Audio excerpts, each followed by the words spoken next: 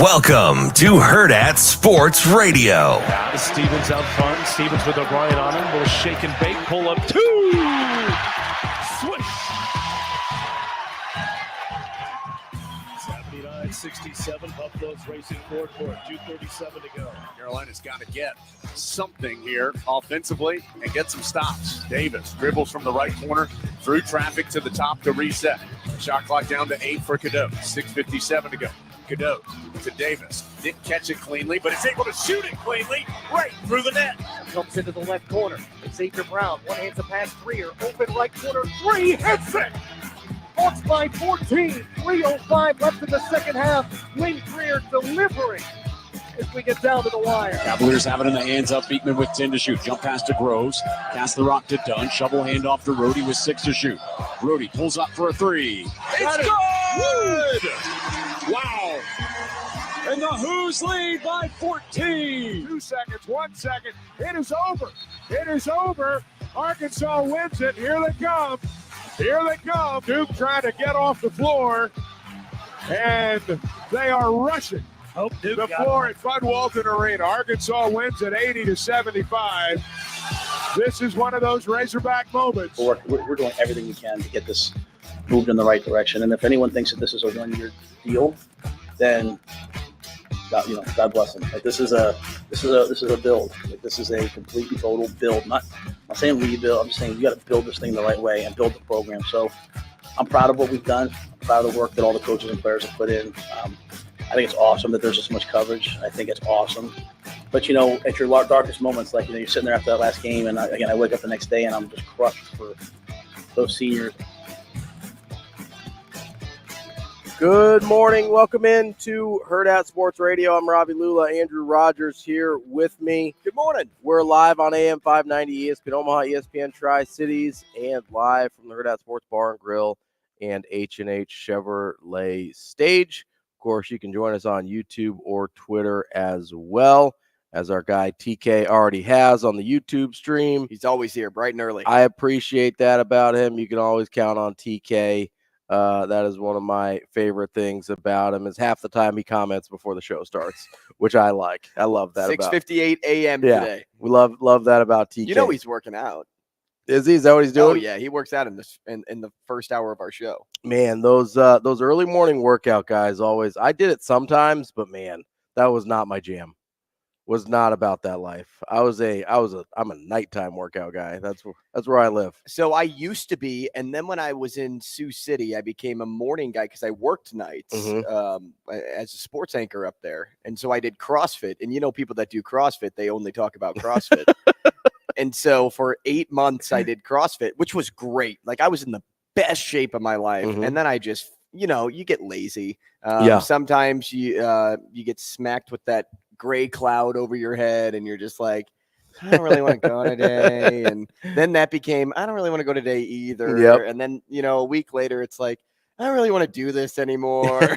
And so I haven't done CrossFit since. But I think I'd still be a morning guy today. So? I think I would, because when the day is over, I don't want to have to do anything. Does that make sense? Yeah, no, I get it. I'd rather start my day doing something of extreme physical activity than end the day and then be like, whether it's before dinner where you can like recover and then chill, or it's after dinner. Cause I know a ton of people that just do it at like 8 or 9 o'clock at night. Is that what me. You're referring to? Yeah, that was me. Yeah. See, I can't do that because I know, like, okay, I'm working out and then I'm going to bed. Yeah. And that's just not for me. Well, so I was usually a late to bed guy too. So I would usually get something to eat after work. I would go to the gym. Then I'd get like my big meal, my recovery meal after the gym. And I'd stay up for like an hour or two, and I'd go to bed around 11 or midnight. But part of it for me was like when I was back like powerlifting and like super into it and everything, like it was like my reward at the end of the day. That was my reward for getting to the end of the day was, no, I understand all that. right, now you get to go to the gym. And so that was part of the reason I did it too. And you never know it by the job I have now, but I'm not like a super morning person. And so that's why I've got the energy drinks every day. Oh, don't worry. Even when I worked out in the morning, I wasn't a morning person. But obviously being on here with you is kind of preempts the morning workouts, even if I were to go that direction. Is that because I'm your energy drink? Yeah, you just put that spark plug pep right in my step. No, it's which I wonder if this drink is clear today. There's just is it clear? We got a color there. It looks like a color, but I almost spilled it on my pants. Well, try not. I was just trying to like look through the tab and didn't realize how full it was. What do you think there? Getting a little excited there. You see that? I can't. I think it's clear. It's on the rim. Like, look at the rim there. Oh, that looks like a green tinge almost. Yeah, we're gonna have to pour this out here. What flavor? What flavor this is that? Orange. Yeah, orange should definitely not be green. Well, you know what? I was caught by surprise yesterday too, with the other flavor of Live Fit sparkling water that I've been drinking. But I will tell you this. Yeah, this flavor tastes a lot like the orange high C you get from the Golden Arches. Okay. It has a little sparkle, and I'm not. I'd rather have it flat, like it comes out of the tap there, but it's a similar flavor, and I like it. Okay, I like it too. You know what else I like is our guy Tony White.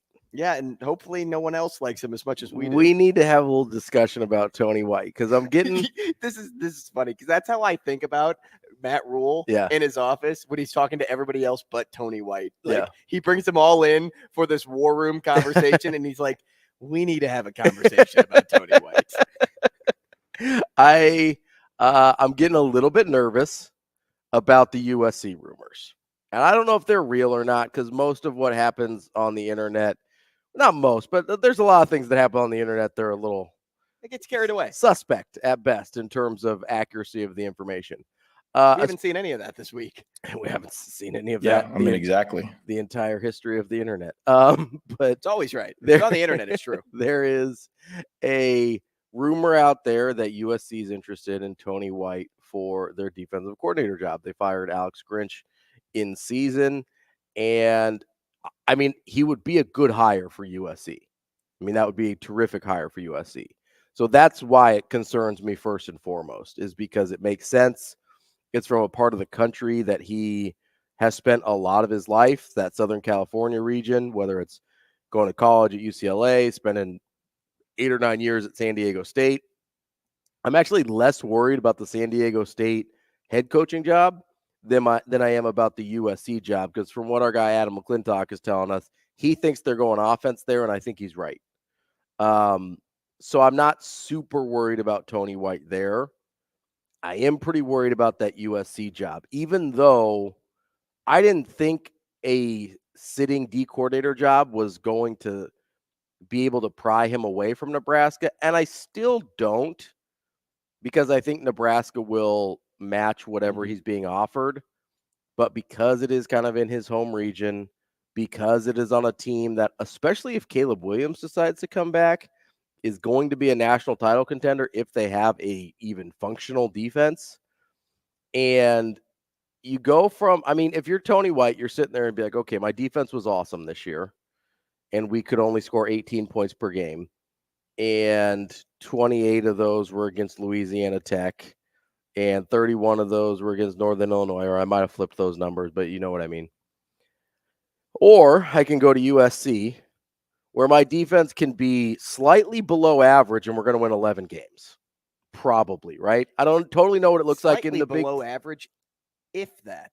Yeah, that's what I mean. What you need to remember is Tony White did what at Nebraska in 1 year's time? Yeah. Like, yes, there were a lot of good bodies still in the room that he was able to just be like, wow, we're in really good shape. Mm-hmm. But going to a school like USC, they have just as talented of men in that room. Probably more, and, to be fair. Tony White could easily just slot right in and go, I can work with this. Yes. But that's my point, is the bar is so low for what would make USC go from 8-4 or whatever they finished this year to 10, 11, 12 wins. Like, literally all they need is just not an atrocious defense. It's the exact opposite situation he was in this year with Nebraska. And you just wonder to what degree the situation this year at Nebraska frustrated him, because it'd be pretty easy to understand him sitting there and being like, you know what? That wasn't my favorite thing in the world, having to putting up these great defensive performances and not really having anything to show for it. So I think Nebraska will match. I think Nebraska will pay him what it needs to be, whatever he needs to be paid to stick around for another year, because I don't think they're going to keep him for much longer than another year.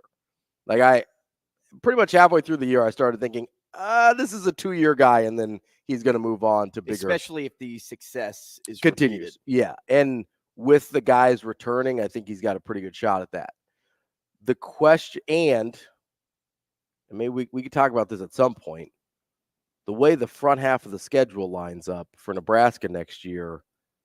I know it's a little early to assume, but 7 wins aren't off the table in the first 7 games. Not a juggernaut through a little more than halfway through the season. Now, the end of the season is... you get USC, UCLA, Wisconsin, Iowa, it is, and I think Ohio State. It is a rough end of the year. Dude, I have no bones about it, right? But that front half is pretty manageable. And so if he comes back, they get a really good start to the season.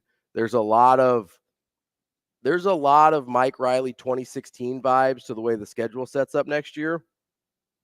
I could see him being not only a hot commodity for whatever D coordinator job he wants, but more likely being a hot commodity for some of those really good Group of 5 school jobs, maybe even some of the lesser Power 5 school jobs. So I still think Nebraska keeps him for one more year, but I am a little worried about USC. Yeah, now on the other end of the worry stick, part of me thinks, because I haven't seen a major media outlet report on this. Sure. I've only seen really one source control this narrative that this could be, a smokescreen. Mm-hmm. It could be a move made by Tony White's agent that is trying to force Nebraska's hand and say, like, all right, it's time to pay the man. Mm-hmm. It's time to do it now. We're not waiting any longer. It's time to do it right now. Now, USC, as you said, is an attractive job, and it's attainable for Tony White as well. And he's got a lot of experience. He did a ton of good stuff at Syracuse before he got to Nebraska. And in just 1 year, you saw what he did. Yes, that could get recreated at USC. But USC is also a spot that is like the perfect job on the market right now to give Tony White everything he wants. Mm-hmm. All season, we were talking about it. When Nebraska was 5-3, mm-hmm. and the chatter of Tony White started to pick up of you got to pay him because, hey, by the end of the season, he could be a head coach somewhere. And I had brought up, well, shoot, he could be a DC somewhere else too. And that was kind of like shot down immediately. It was like, no way. If anything, Nebraska can just offer him his money and that's that. Yeah, I really didn't think he would leave for another DC job. 99% of the time is true.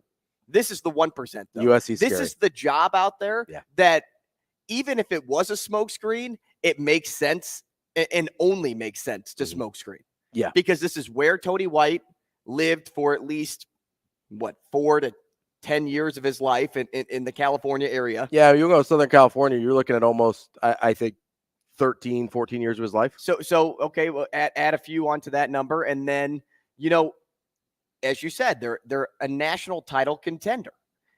They have that ability, even if Caleb Williams doesn't return. Yeah, because they've got 5 stars sitting right behind him. Yeah, they have plenty of other options. And below. if Lincoln Riley's proved anything, it's that he will turn whatever quarterback he has basically into a Heisman contender. I mean, that's. And now I haven't looked at USC's schedule. I haven't either. So I can't sit here and say, like, just like we did with Nebraska, they could have 7 wins. But with Lincoln Riley, you're going to have the offense. And if you've got even a functional defense, they're going to be in that neighborhood. But to kind of round out my point, that's why I think this is, just smoke of a rumor. Okay. I think it's just a moment of, hey, there's a job open. We can get Tony paid. We're going to have somebody tweet out that USC is interested. Mm-hmm. And that is going to force Nebraska's hand. I don't see him moving on. I don't see that happening. Until I see a major media outlet report on this story, which you would think by now would have already happened. To me, Tony White is stuck in Nebraska for another year, and he's going to get paid. Yeah, I don't know if I would use the term stuck, but I know what you mean. Yeah, I mean that like with the best intentions. Yes, yeah. Like for Nebraska fans, I think he's stuck. Right. Like he's not moving. He's stuck in the mud here in Nebraska. Yes, it seems like a degrading term for what we're talking about. Yeah. I mean, but I could say I think he's staying, and that's like an easier thing to digest. But I'm going to use stuck because I'm more, instead of 50-50, I'm more 70-30 that he's staying at Nebraska and that this is just a rumor right now. Yeah, and that's I'm hoping, and I think you're right, that it's more likely that this is a leverage play more than anything, which is okay. Like, I don't have a problem with that. As a couple of people point out, I did misspeak earlier about the SDSU job, which was filled by Sean Lewis yesterday. Hey, he was an offensive guy though, so you didn't miss that part. Right. Yeah. That's the, I'll be honest with you. It's been a weird week and some stuff has slipped through the cracks for me. So, so Sean Lewis filled that SDSU job, much like our guy Adam McClintock said, an offensive guy. And you knew that situation with him in Colorado wasn't sustainable after Dion pulled play calling duties, which was super weird because they were much worse after he pulled play calling duties from Sean Lewis. So that was a weird situation. But I tend to agree with you with the Tony White situation. I think it's a leverage play more than anything. Probably, just getting floated out. Maybe he got contacted by USC. That wouldn't surprise me at all. Or his agent did at least. He's like, hey, we're just going to float this out there, see if we can get a little bit more money out of Nebraska, which I'm cool with. Give him the money, Nebraska. Sign him up. Even if it's like, hey, we can spend $500,000 on a portal QB or we can give it to Tony White. Like, let's give it to Tony White. We'll figure out the QB thing later. But speaking of portal QBs and all of that good stuff, our guy Coach Rule had some thoughts on the transfer portal. Make no mistake that a good quarterback in the portal costs $1 million to $1.5 million to $2 million right now. So just on the same page, right? So let's make sure we all understand what's happening. So there's some teams that have $6 or $7 million players playing for them. So is that frustrating? The way where we're at now with the dollars involved. It is what it is. Yeah, it's no. I would not let people be able to buy people off another roster. It's so simple. Like, you think about, you recruit somebody and you develop them for 2 years and then someone comes in and takes them, and then that coach gets fired. It's like, well, he actually did a pretty good job. So, headline story, just like what we were talking about with Tony White, like that headline of you have to pay to get your portal QB has been plastered everywhere. I mean, you ever look at ESPN top stories and you just kind of like scroll? All of a sudden you see Rule's name up there and you're like, oh no, this can't be right. You're like, uh-oh. I mean, based on where Nebraska is today, you're like, this can't be good. You're like, they're not making headlines for football reasons. What is this about? And he's just speaking the obvious though. I mean, he's saying what other coaches won't say. Yeah. That's just the world that we live in. Yeah. These quarterbacks will get their money. They will get paid. They will make millions of dollars. And good for them. Yeah, absolutely. We talked about this earlier this week, where for a lot of these guys, this is the highest earning potential they will ever have. I look at guys like, going all the way back. I look at guys like Tommy Frazier from the mid-'90s teams, where he's an option quarterback. His skill set was always going to be a weird fit at the professional level. But if NIL existed back then, do you know how valuable he would have been? Not just to University of Nebraska, but he would have been one of those like national commercial guys. Yeah, he would have made $5,000 a year. Whoa! Oh wait, that's not the same. No, it's that's not the inflation math. There, you got to cover the no, but the guys like him, guys like Eric Crouch, guys where Eric Crouch won a Heisman. You know how much money he could have made off of his name, image, and likeness. Could have made a ton. Before that was all over. So I don't have a problem with it because it benefits the kids more than it hurts the sport. And listen, there is a downside to this, right? I get that. Having Cam Ward out there and fielding 8 to 10 or whatever the number was of $1 million offers from teams that are, this guy's not in the transfer portal. Mm-hmm. And they're just in better financial position than other than Washington State is. And listen, I'm sure he knows that if he goes somewhere else, he'd get paid more. He'd have an opportunity to win a national championship, all these things, right? I'm kind of with Coach Rule here, and I don't love and I know you're not supposed to, but what are they going to do about it? It's not like the NCAA. I mean, the NCAA just totally took their hands off the wheel on NIL and was just like, hey, good luck, guys. We'll let the state legislatures figure it out. It's kind of like an elevator pitch, right? Like you see Cam Ward in the elevator, and you're just like, hey, in 30 seconds, I'm going to tell you why you should come work for me. And it's not even like usually they use an intermediary. So even if it did come back to them, they couldn't really get in trouble for it because you find somebody that knows Cam Ward. A lot of these guys have a sort of representative, which the NCAA allows for. It's basically an agent. You find that guy, you say, hey, if Cam were to enter the portal, I'm hearing he might be worth, $1 million to a national title contending Big Ten Are you school. calling this another smokescreen, Robbie? No, I'm calling these guys use, talk out of the sides of their mouth so they don't get in trouble for what's coming out the front of their mouth, right? And it's the same. I mean, you see it with free agency in the NBA or the NFL where you've got tampering and nobody hardly ever gets in trouble for it because you go through these intermediaries and you talk in hypotheticals. And so, yeah, like I wish that part of it weren't true. But I say this to people all the time about whether it's, NCAA rules, whether it's like social policies, whatever, is to get the thing that you want for the people that need it. You're going to have people take advantage of the system. And if you really want that thing for the people that need it, you have to learn to live with that. And in this situation, if you want the players to be able to be compensated for their name, image, and likeness, which I absolutely want because they deserve it and they have earned it, you're going to have to learn to live with the seedy underbelly of that side of the coin. And can you try and clean it up as much as possible? Absolutely. But you're still going to have people take advantage of loopholes and gray areas and things like that. And you're going to have parts of this that are never going to be pretty. You're going to have parts of this that you're never really going to like. But a guy like Cam Ward deserves the money that he's going to get. He does. Like, for the amount of money he brings to the school, for the amount of money he brings to college football, he 1,000,000% deserves it. He probably deserves a lot more.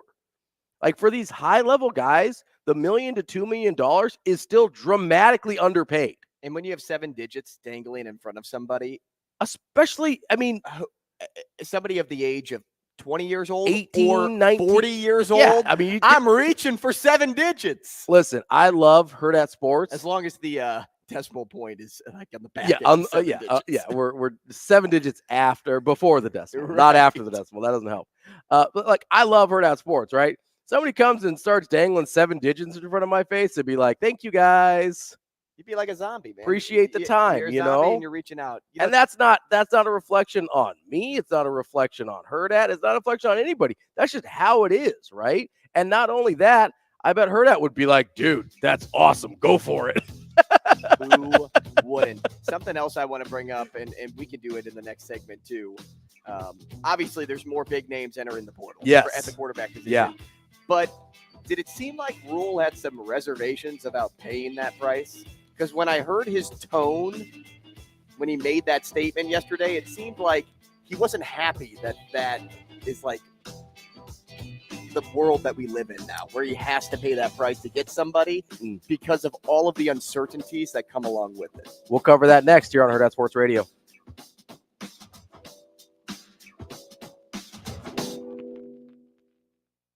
We will be back.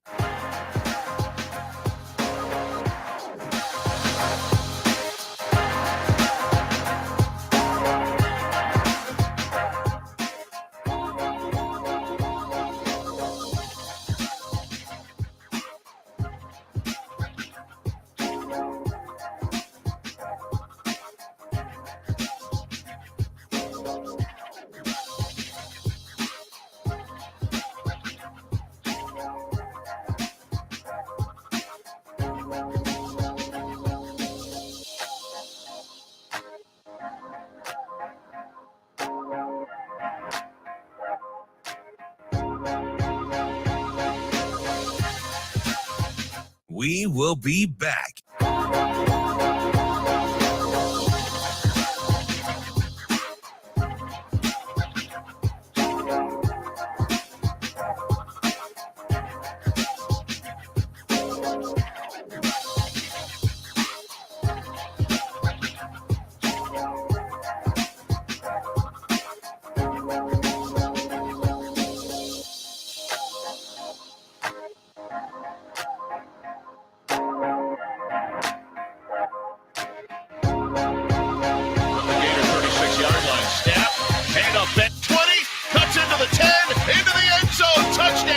Benson, the deep back.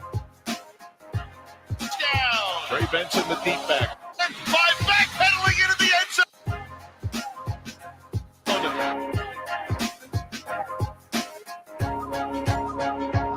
The end zone, touchdown. We will be back. 15-10, 5 backpedaling into the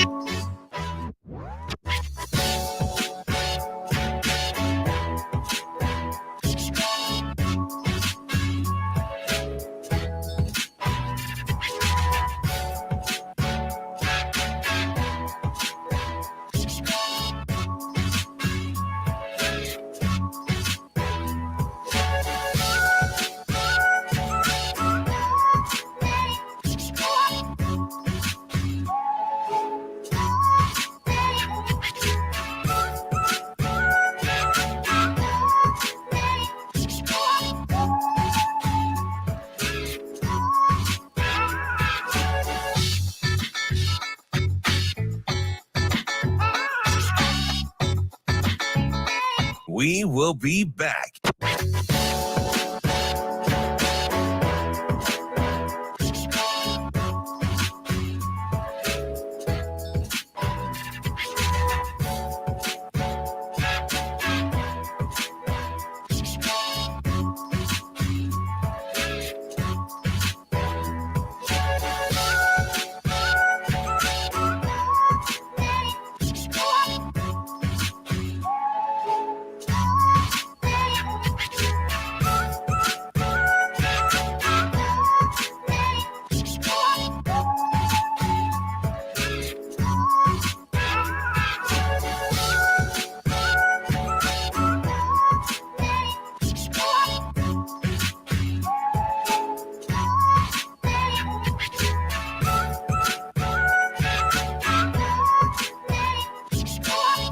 We will be back.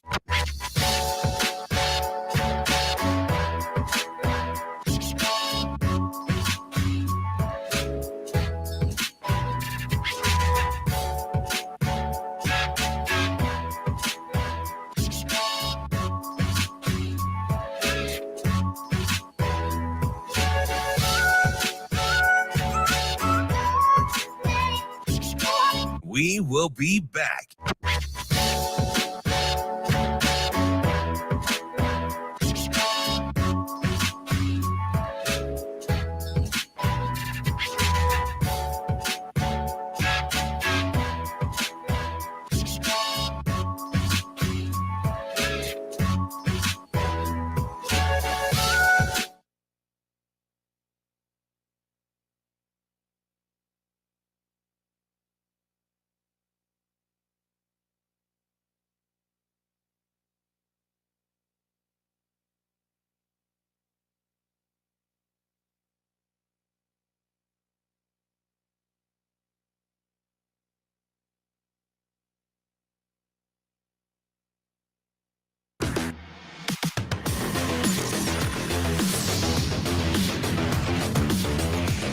You're listening to Hurrdat Sports Radio.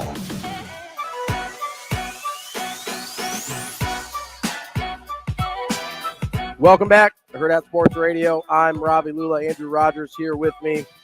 We are live on AM 590 ESPN Omaha, ESPN Tri-Cities. You can join the show on the Warhorse Sportsbook hotline, 888-638-4876. We have a frankly pretty jam-packed show for you here today. At 8 o'clock, we kick things off with Curt Weiler from the Florida State website with the Rivals Network, the Osceola. That is to preview Florida State and Louisville this weekend. Coming up at 8:30, we will talk to Kelly O'Connor. That's an assistant volleyball coach for Omaha. They start off their NCAA tournament journey tonight. Good for them. They are the only of the Nebraska teams that play tonight. Creighton and Nebraska both play tomorrow, as it's already December, and that makes me sad. It just has gone by too fast. I like December in general. Christmas is fun. It's not about that. It's just it's almost like Robbie's looking out like the fake window that has the rainwater yes, flowing down. Yeah, it's just like, where did the song in the back? All by it's like, where did all the time go? It feels like we were, I don't know. I'm just getting old, I think. Coming up at 8:45, we'll talk to our guy, Brian Edwards, see if we can make a little money this weekend. 9 o'clock, we've got our regular guy, Michael Bruntz from Husker 24/7. And then we will wrap up the show with some pro football talk with Hub Arkush. He is the executive editor for Pro Football Weekly. He's also a sideline reporter for Westwood One. So he will get us covered on the NFL. That's the show. It's super busy today. So that means we have to get in the things we want to talk about right now, because we were talking transfer portal QBs. We were talking about how Matt Rule didn't necessarily seem like he wanted to pay one of those guys. Well, here's how I took it. You tell me how you took it, okay? I took it as he'll do what he needs to do, but he doesn't love the state of college football in general. And it kind of goes to the thing I just talked about of people going and picking guys off of other people's rosters that are not in the transfer portal. It seemed like that was his biggest source of frustration, but I do think he maybe doesn't love the fact that there's an incentive to not go through the development process with quarterbacks, both from the quarterback side and from the coaching side, right? From a quarterback, you're a freshman, you don't play. It's really easy to hop in the portal and be like, I'm going somewhere else, right? We talk about it with a guy from around here. And again, not in the portal. Don't know if he's going in the portal. We talk about it a lot with a guy like Zane Flores, where they're like, oh, he didn't play as a freshman at Oklahoma State. They played 3 different quarterbacks. Why would he stick around? It's like, yeah, I get your point, right? If he's pretty clearly behind 2 or 3 young guys on the depth chart, it's like, yeah, maybe that's not the best path forward for him. But I also think that Coach Rule was kind of hinting at the situation where coaches don't really want to commit to developing quarterbacks because they need the quick answer. They need the quick fix. They want the 1-year turnaround like he was talking about. And it seems like a lot of guys don't want to go through that development process either. I think that's why he has a soft spot for a Chubba Purdy. I think that's why he has a soft spot for a Heinrich Harburg, even though Chubba is a transfer. He came here knowing he wasn't the starter. And he stayed knowing he stayed the starter. He stayed knowing he wasn't the starter. And you got a guy like Heinrich Harburg, who he brings up yesterday, wasn't even allowed in quarterback meetings last year. That's wild. Like, I get not thinking a guy's going to ever be able to play for you, but you don't let him in the position meetings of the position he plays. Like, that's crazy. So I think that's part of it. I think he doesn't want to cast kids aside. And I think that is kind of the root of his concern about the situation. It's not really about the money. I think he knows if he goes to 1890 and is like, hey, I need $1.25 million so I can go sign Grayson McCall from Coastal Carolina so we can go win 8 games next year. I think that check gets written in about 0.2 seconds flat. What I think it's more about for him is we don't want to be a program that discards people. The desire to develop is a huge point to bring up as to why I think his tone of voice was the way it was when he said what he said yesterday. Not to say that he wasn't going to do it. It just seemed like he was uncomfortable in doing so. And the reason for that was, yes, one piece there. The second, yes, the quick fixes, he's not a huge fan of. No. But in the world we live in today, there's so much pressure to succeed right away that sometimes you just need that quick fix because of, I mean, you have the barbarians at the gate. You have fans, whether you're a really good football team that wins constantly or one that hasn't won in a long time at the gates. They want to win every year. So in order to win every year, what do you have to do? Well, they don't want to wait. Yeah. And so that's why you go attack the transfer portal to get that quick fix right away. But the other point I wanted to say is this. Rule is such a chess player, and he's strategic with all of his moves.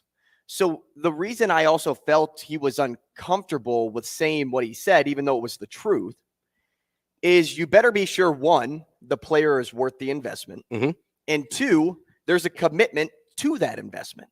Yes. Because you're not going to bring in somebody for $1.5 million and him not start. Yeah. You're not going to do that. No. He has to be your starter. And you know what? If you shift midway through the season because he didn't pan out, well, now you have to live with the consequences. And those are the things that Rule thinks about. Yeah. He doesn't just say, hey, we have the money, throw it at him. It's like, no, we have the money, but let's be smart with the money. Let's choose the right guy. And so, because he just experienced it with Jeff Sims, even though he's a great locker room guy, as we heard yesterday, from a quarterback standpoint, it wasn't the right guy. now I can't imagine Jeff Sims making $1 million. No, but still, I'm sure they made a commitment to him financially, whatever it was, and with the expectation that he'd be the starter. So you have to be careful with that situation. But with all of that being said, you have to make a move. Yeah. You have to throw money at the wall and hope it sticks. You just have to, because that's the game today. Either play the game or get out. And they'll play the game. Yeah. But you have to just make the move. I don't know how much NIL money Nebraska has at their disposal, but I know it's a lot. I know they have a ton of money that they can throw around. I'm to sure different it's spots, enough. right? Yeah. So make the move. So the other, and if you're worried about guessing wrong, yeah, pay up more for a more guaranteed option. Yeah. Pay up more for, well, Riley Leonard's pretty much off the table because it seems like his crystal ball is leaning toward Notre Dame, but pay up more for a 4-star in the portal right now that comes from a big name program. And I'll list off just 3 names right here. We've brought up Will Rogers and Will Howard already. You just brought up Grayson McCall. And then, Tyler Van Dyke, I know he's dealt with some turnover issues, but he played at Miami. He started at Miami. Like, there's going to be more guys of that caliber entering the portal as this month goes on, or I guess as December goes on. So if you want a more guaranteed option, pay more money to get it. Give yourself a chance to take all of the uncertainties off the table and limit yourself from making a mistake. So I think there's 2 things outside of the actual money that concern Coach Rule with that approach. And I agree. If you can get a Will Howard, who would probably be my top choice, out of the portal, I think you go and do it, and you pay what it takes, and you get it done. You pay him the 1.5, whatever it would take to get Will Howard, because he makes you better next year immediately, kind of like Coach Rule was talking about, an instant impact type guy. But I think there's 2 things that he worries about with the money, and I understand it. Number one, how many times have we heard him say, we want guys that really want to be here? When you introduce that level of money, it's really hard to know, does that guy want to be here because he wants to help Nebraska, because he wants to be a part of what we're doing, or does he want to be there because there's 7 figures in his face? And I don't blame him if it's because he wants the 7 figures in his face, but I know how careful Coach Rule is about the types of people he brings into his program. And that's not to say good guys versus bad guys. That's to say guys that genuinely really want to be at Nebraska specifically. So I think that's one thing that he worries about with that option. And maybe he just needs to get over it and be like, hey, this guy wants to be here. He's committed. Like, we'll move forward. But I think that's one thing that he's thinking about. I think another thing he's thinking about that we haven't brought up yet is I genuinely think at most positions, and we didn't really get this at quarterback this year, but at most positions, I genuinely think he wants a competition to play out. And if you pay a guy that type of money, like you said, there's no competition there. If you're paying a guy over $1 million to play quarterback, he's going to play quarterback. Well, if you're getting somebody of that caliber out of the portal, it shouldn't be a competition. There's no competition. Yes. Like, he's starting. But again, and everybody knows that because the other guys are developing underneath him. And if you're given $2 million, he's in, and that's what Nebraska just has to do. You just have to pay a guy that much money to start next year if you want to compete for a bowl game. Not just compete, if you want to make a bowl game. Yeah, that's the fun of the transfer portal. Doesn't technically open for like 3 more days, so I'm sure it's about to get even crazier. All right, coming up next, we will wrap up hour number 1 here on Hurrdat Sports Radio.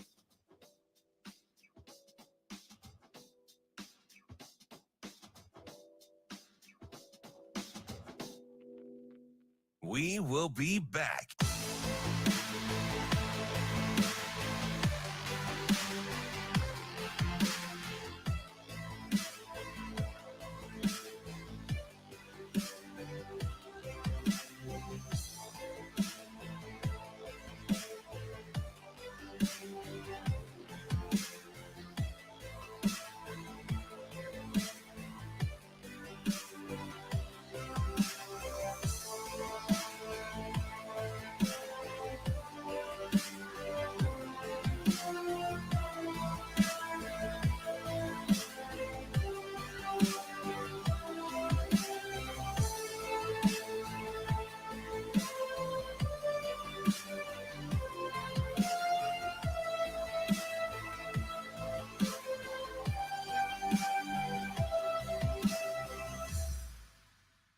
We will be back.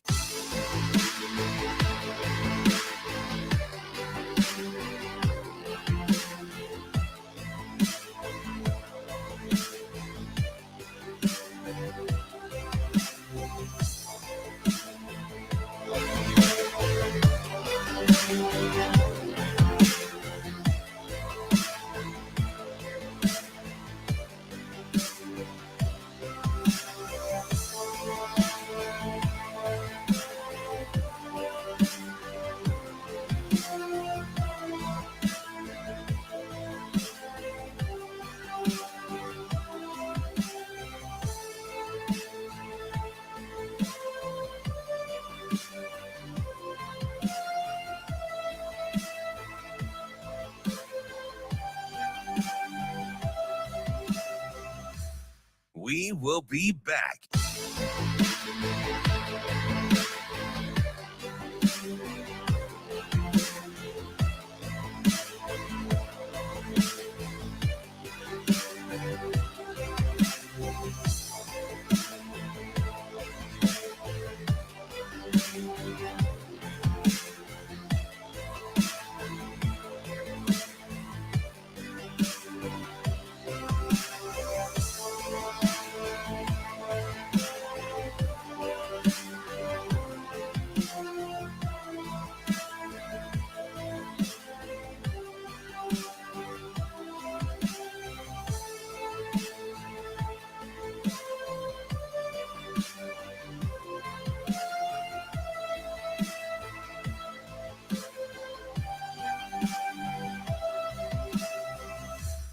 We will be back.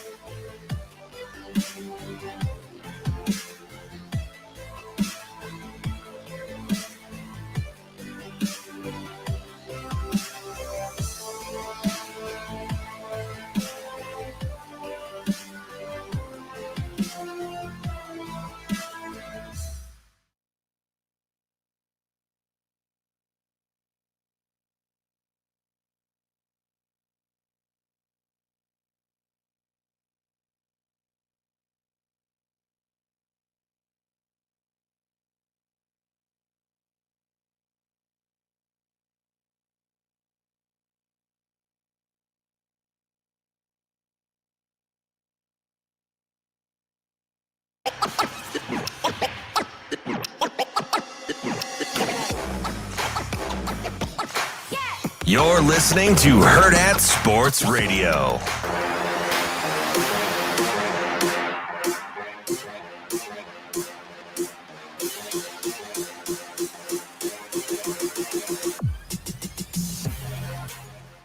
Wrapping up hour number one here on Hurrdat Sports Radio on a Thursday.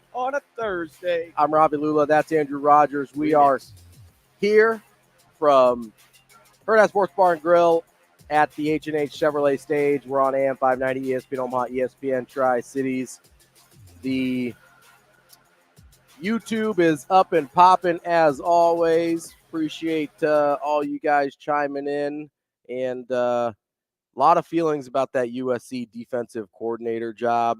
And some fair points being made about how not a lot of guys leave being Lincoln Riley's defensive coordinator better than they found themselves. So that's a fair point. I don't think coaches think that way. I think they think, well, coaches by nature are a little bit egomaniacs because you have to be in order to have that level of confidence in yourself to be able to do this. And again, kind of like we were talking about, you and I were talking about off air about how we deal with social media and stuff like that. And it's hard to compartmentalize what we do for our job versus what we do personally. It's really hard to compartmentalize that confidence too, right? Like well-placed confidence, like, hey, I know what I'm doing. I'm doing a good job. I can lead these guys. And that can kind of bleed into, well, I can do this job that nobody else could because I'm better than they are. Mm-hmm. Like, it's a pretty fine line between the confidence of knowing what you're doing and being confident in it and being arrogant to think that you can do a job that has proven to maybe not be the best job in the world. Well, and you also got to think about this too. And everybody thinks about these type of things when they take a new job outside of football. Yeah. Is, do I want to work for this person? Mm-hmm. And it's really easy to want to work for Coach Rule. Yeah, absolutely. Yes, I know the job, if the job is real at USC, is enticing because of where they're at as a program, who they are as a program, where they're physically located. Right, yeah, but also where you can go after that program. If it does work out, right? If Tony White were to succeed at USC in a job that nobody else has, right? There's only two things can happen, right? He'll either get any head coaching job he wants, just about, because he's at a premier program, or two, he could go to the NFL and get nearly any coordinator job that he wanted in the NFL. Yeah. Like, he could be what Ted Monken is to the Ravens right now. Todd. I'm sorry. Yeah. Todd Monken is to the Ravens right now. Is, hey, I was really successful at Georgia. Yeah. We won national championships. I'm a brilliant mind when it comes to the offense. Now I'm going to go to the NFL and show that I can do it there too. The Ravens are atop of the AFC. Yeah. And Tony White, I'm not saying he's got the Todd Monken path, but that's what could be built if you go to USC and make it work. Yeah, and maybe he does. We really don't know yet. I mean, he's been at places like Arizona State and Syracuse and San Diego State. This is the highest profile job he's had. So we don't know if he's that guy yet. He certainly might be. And look, sometimes I think this too. Like, Coach Rule's got NFL connections as well. Yeah, absolutely. So if he stays at Nebraska, there's no reason that he couldn't do the same thing. There's a bunch of his staffers still from Carolina that are in other jobs in the NFL now. So but I still don't think it's as easy coming from Nebraska and shifting to either head coaching job in college football or a coordinator job in the NFL versus USC right now, today. I would say, unless Nebraska starts to win 8, 9, 10 games a year. That's the big difference. But still, you have to build that up over time and not just build to that number, but also stay at that number. USC consistently wins 7+ games in a football season. More, I say 7+ because of this year. Well, but usually it's more than that. Clay Helton years before Lincoln Riley got there, but USC has a brand name and a higher level of success recently than Nebraska does. I do think if Tony White were to stay and say Nebraska gets to 8 or 9 wins next year and the defense plays similarly, I think they'd look at, okay, they were terrible. He came in, the defense was great. The offense couldn't get it done. The offense caught up a little bit. The defense was still great. And all of a sudden they went from this team that hadn't made a bowl game in 7 years to, hey, they're playing in a bowl game where you've won 8 or 9 games. I still think he would get mostly whatever defensive coordinator looks he wanted at either level, and he would still have a chance, I think, at probably a group of 5 school to be a head coach as well. So I think there is better opportunities at USC because of the profile. I don't know if, and this is a big if Nebraska wins next year, I don't know if that gap is as big as it is today.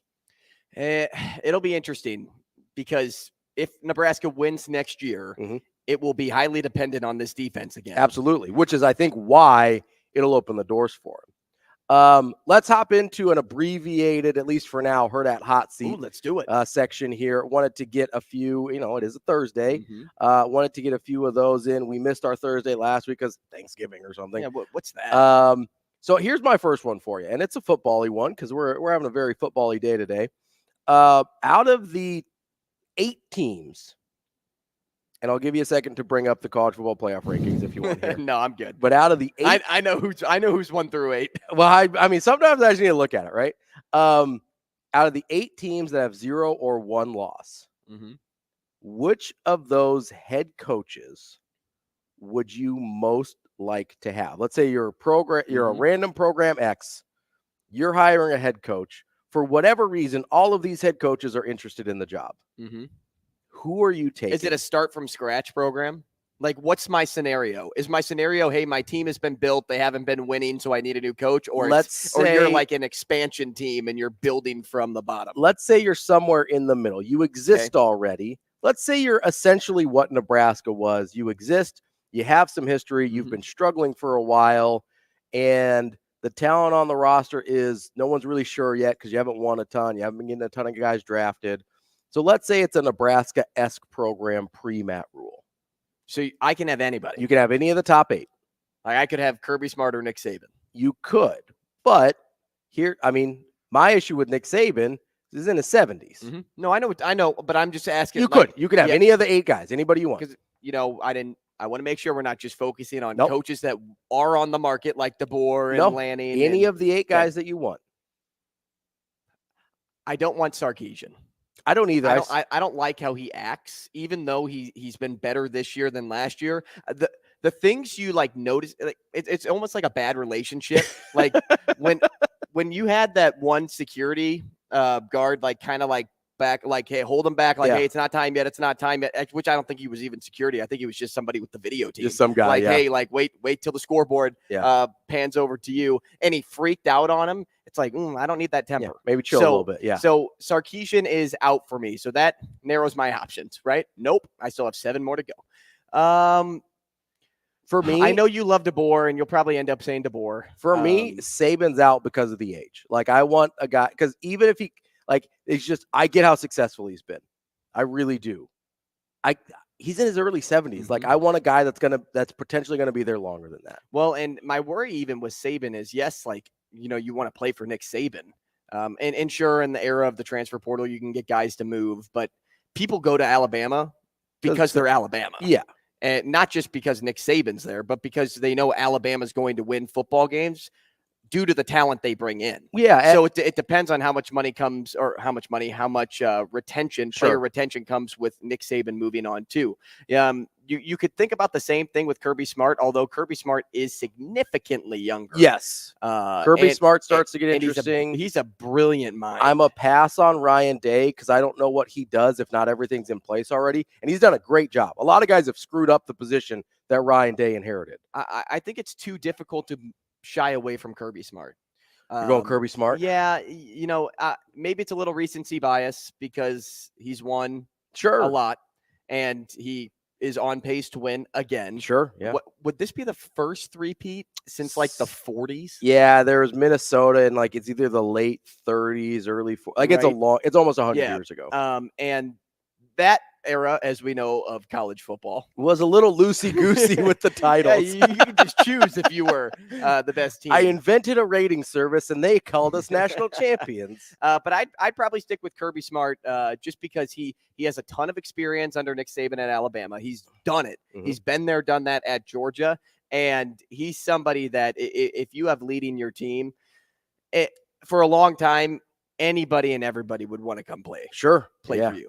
So I actually think it's really Kirby Smart is way up there, right? For me, it's a really difficult choice between 4 guys.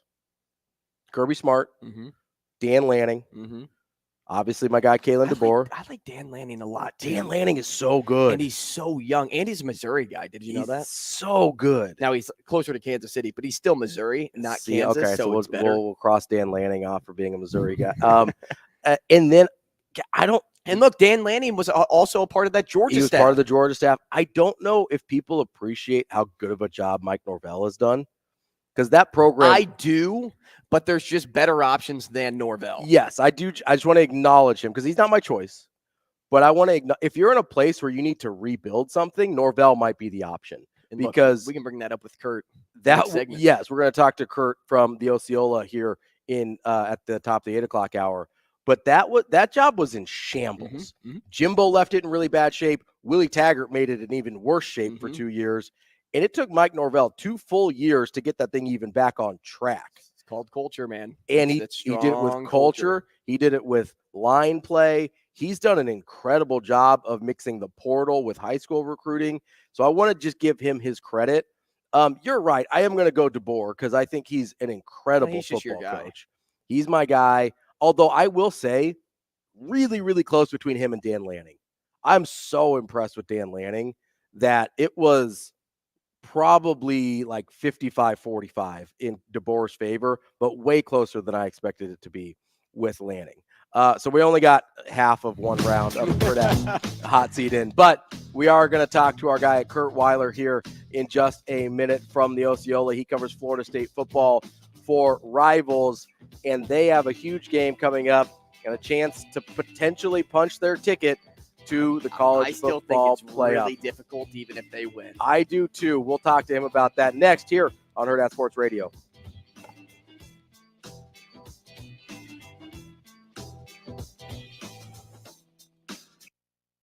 We will be back.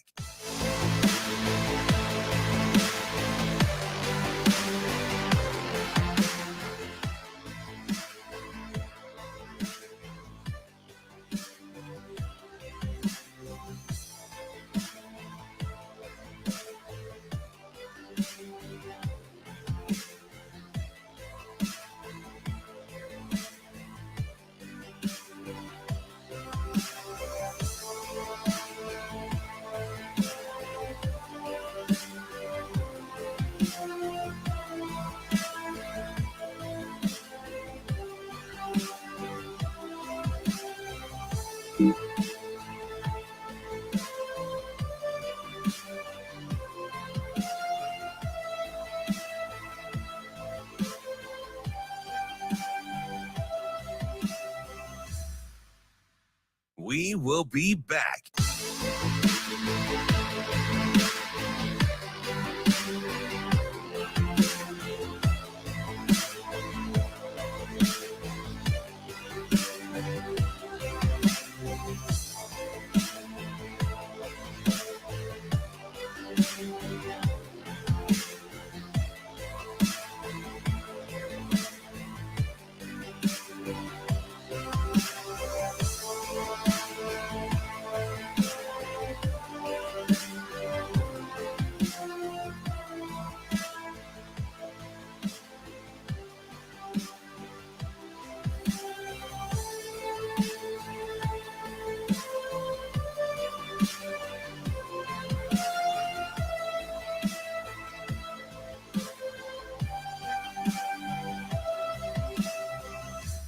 We will be back.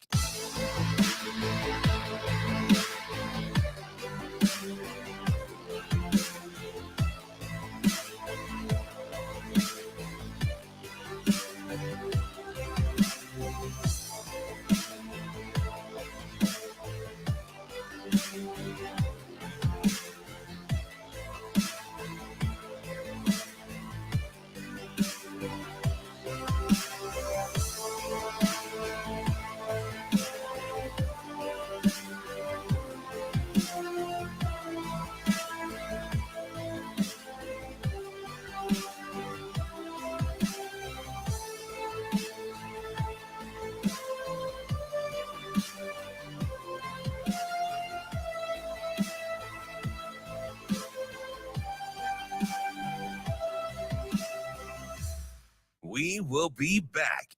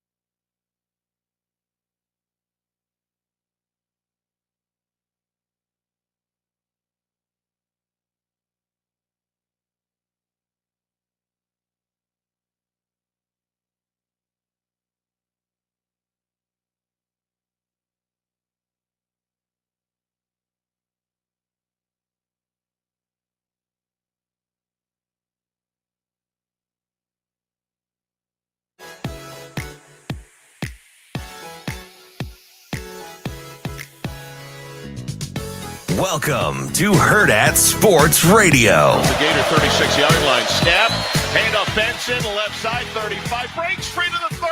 Left sideline 20. Cuts into the 10. Into the end zone. Touchdown. Trey Benson, the deep back. Rodemaker under center. Rodemaker hands it off Benson. Right side. First down and more at the 20. 15. 10. 5 backpedaling into the end zone. Touchdown. Kicking off hour number 2 here on Hurrdat Sports Radio. I'm Ravi Lulla. Andrew Rogers here with me. We're live on AM 590 ESPN Omaha, ESPN Tri-Cities. And joining us now on the Warhorse Sportsbook Hotline is Curt Weiler. He covers Florida State athletics for the Osceola, part of the Rivals Network. Curt, how are you this morning? I'm doing good, guys. Hey, Curt. I imagine you don't do a lot of radio hits in Omaha, Nebraska. Cannot say I have, no, but happy to help out. Well, welcome to the great state of Nebraska. I weirdly have somewhere in the middle of America. Yeah, I weirdly have always had an affinity for Florida State, and we're kind of going through the teams in college football playoff contention this week. So wanted to have you on. Obviously, a super interesting year for Florida State. They've looked dominant at times. They've maybe struggled with subpar opponents at times. Mostly thinking that Boston College game. That gave me a little heart palpitation there. But the biggest issue is their Heisman Trophy candidate, Jordan Travis, and his inability to be available moving forward. How much different is this team with Tate Rodemaker at quarterback versus Jordan Travis? I mean, yeah, anytime you lose a guy who was in the Heisman Trophy conversation. It felt like he was maybe on the outside looking in, but I thought he might have gotten an invite to New York if he kind of played these last few games. But it's going to be a big deal. I mean, Jordan is a prolific athlete. Escape artist from the pocket who does some pretty miraculous things with his legs, and has also come a long way as a passer for sure. And throwing a quarterback like Tate into this situation, it's going to be a challenge for anybody. And Tate played decent amount. Florida State's been lucky in a way that Tate's a guy who, in today's day of NIL and the transfer portal and players not often wanting to wait their turn, he's a fourth-year player. He's a redshirt junior who has stuck it out and kind of been content to wait his turn. So that's, been the saving grace a bit for Florida State. And there are some ways, and I think Travis, that Tate could I think Tate may have better arm talent than Jordan in some ways. I think there are some ways where he can hold his own, but it's just an unenviable situation to throw any quarterback into. Taking over last week as the quarterback of a top 5 11-0 team and putting them into a hostile atmosphere. It definitely changes the optics of the offense for sure. Yeah, speaking of those changing optics, one of the things that I've noticed is it seems like the offense has kind of reverted back to some of the things that Mike Norvell used to do, whether at Memphis, whether it was before he fully trusted Jordan Travis with all of the offense, kind of scheming up and leaning on that run game and creative run schemes a little bit more. Is that what you've seen from the offense as well? Well, truthfully, that Mike is always going to want the run game to be a heavy part of it. Obviously, yeah, this year it's been fascinating. This year kind of how things have flipped for Florida State, where this team has had to have success passing the ball often to set up the run. The run game's improved as the game has gone on, and that's kind of the inverse of what it is for a lot of people. But that's kind of been, how things have broken down for this team. But no, Mike is always going to. The counter is kind of a huge part of his game, and he and his staff come up with a lot of creative ways to run counter. They kind of are on the forefront of that, if you will. And they do have, the clips as I came in. Trey Benson's a very talented back. He's kind of so feels good. like good for about a home run a game. He's a very great big play running back for sure, and a few other guys in that backfield as well. And they do some interesting things that it's not been maybe the strength of this team this season, like you said, but Mike's always going to want to do that, especially, when you throw in Tate in the backfield now. Curt, until Norvell, this program was in shambles thanks to how Jimbo Fisher left them. And then when Willie Taggart took over, it just wasn't any better. How have you seen the culture shift from before Norvell to now? Yeah, I mean, it's impressive to say the least. I think a lot of guys, it's fair to say, and it's understandable to say that it's understandable why some guys might have had trust issues when Mike took over. I mean, he was arriving as the third head coach in 4 years for those guys. I mean, obviously the Willie Taggart era started with a lot of hype. It started with, I mean, this is going to be different. This is going to be better. And it didn't work out. And that ended as quickly as it did, as much as for behind the scenes stuff as it did on the field stuff. So the program was not in a good spot. And obviously the Norvell era didn't start the best. I mean, a 3-6 COVID season, started 0-4 in 2021 in Norvell's second season, and things were not in a good spot. And since then, I mean, the last 2 seasons now, he's 22-3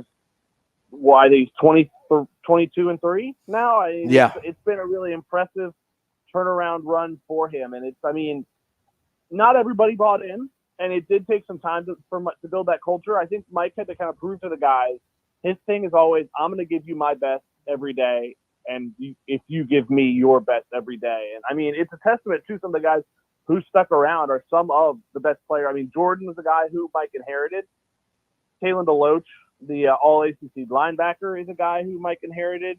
Akeem Dent, the very good safety who was stellar Saturday at Florida, is a guy Mike inherited. I mean, there is, understandably, because of how the portal's been, I mean, there's a lot of talk about the job Mike has done through the portal. But no doubt, I mean, some of the best players on the team are players who Mike inherited and he and his staff developed. So, and that's a testament, I think, to the culture and how he did turn that around. We're talking with Curt Weiler of the Osceola, part of the Rivals Network with Florida State football. Curt, you mentioned that coaching staff. The guy that sticks out to the most to me is Alex Atkins. Obviously came in originally as the offensive line coach, has taken over OC duties as well. How intricate to the turnaround has Alex Atkins been? I mean, he has definitely been a big part of it because, I mean, frankly, with how from the end of Jimbo's tenure through Willie Taggart's tenure, when there was kind of just a rotating door of a revolving door of offensive line coaches, there was no continuity. There wasn't a ton of talent in the room. They were playing players kind of earlier than they had to, just out of necessity and kind of affecting their development in that way. Alex has been a big deal. I mean, it's funny. We've kind of gotten. I know Florida State's offensive line this year it was one of the Joe Moore Award semifinalists. I think it's the top 12 or top 15. Mm-hmm. And a lot of Florida State fans kind of Alex has changed things enough where Florida State fans have kind of now looked at it. They're like. Like, really? I don't think the offensive line is that good. I mean, Florida State fans would have killed for the offensive line they have now 2 or 3 years ago. Yes. And now it's kind of like some people would say, I think that they've taken a step back this year. I think it's more like they've been pretty good pass blocking and not as good run blocking, kind of flipped how they were last year. But no, Alex has been very impressive. Now, he's the offensive coordinator, but Mike is calling plays. Right, so yeah. He's not involved in that, but still, that's not to take away from Alex's role in this for sure. How much concern do you have about being able to retain Alex Atkins? It seems like he's kind of one of the rising stars in the coaching profession. Does not calling the plays maybe keep him around a little bit longer, or is there kind of a constant worry that he's going to either move on to a place where he can call plays or to a place where maybe he's a group of 5 head coach?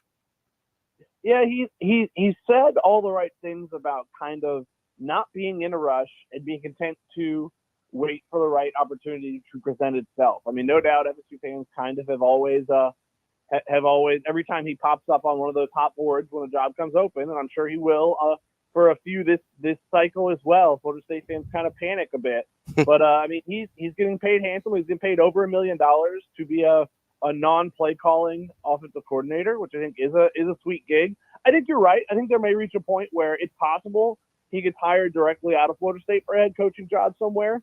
I think it's also possible, like Kenny Dillingham did. Kenny Dillingham was Mike's first offensive coordinator at FSU. Feels the need to go somewhere else to kind of be the sole offensive coordinator, where it's known like he is running the offense, and parlaying that into a head coaching job. But I mean, I don't know. He doesn't seem to be in any rush. I think he is definitely seems content at Florida State for the time being, but obviously that could change quickly. Curt, let's transition to what's at stake for Florida State the coming weekend and moving forward, because the scenario seems simple, right? Win and you're in. Although there are some people out there that are resume people that when you watch Florida State without Jordan Travis, they argue, are they better than Texas? Are they better than Alabama? With those battles up ahead for Florida State, even if they're crowned ACC champions, is there any worry they could get left out even if they win? I think there's always going to be a bit of worry until you actually see it for sure. Now, do I think a one-loss team would get a spot over an undefeated Florida State?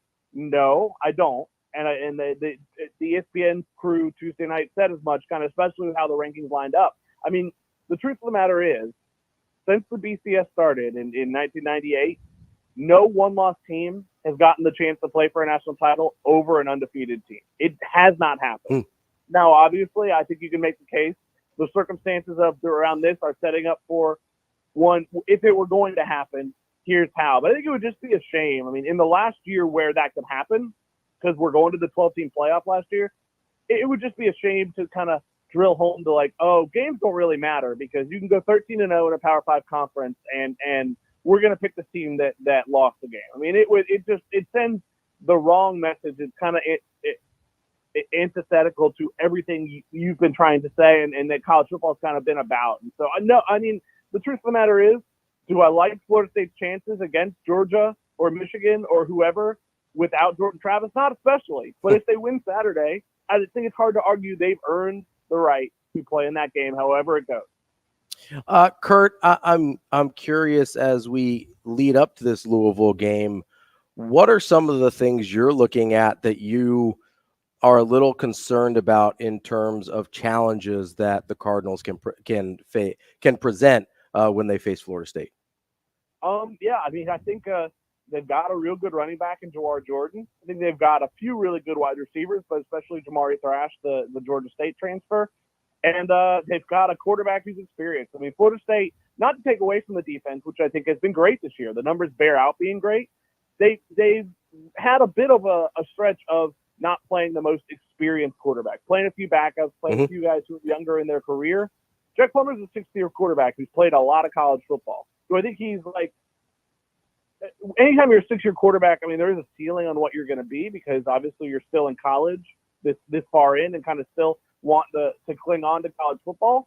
But he's absolutely talented. I think he's absolutely experienced and has a way of beating you for sure. So I think the offense will be one of the tougher tests that the FSU defense has faced in recent memory. On the other side of the ball, I mean, they've got, I think, a really good pass rush. They've put up a lot of yards the last few weeks. That's where I do find it interesting. But, I mean, it's a better defense than the one you just played last week and put up less than 300 yards again. And obviously, I think there's some rivalry week stuff that goes into that. Those games are always weird. But, yeah, I mean, it's a tougher test than what you just faced and didn't handle very well early on. So, maybe the saving grace for Florida State is, I mean, it won't be a truly hostile atmosphere like last week's was again. It'll be, I think, the crowd will be a little in Florida State's favor if I had to bet. Curt, speaking of star wide receivers, adding Keon Coleman to this team's room has been nothing less than a slam dunk.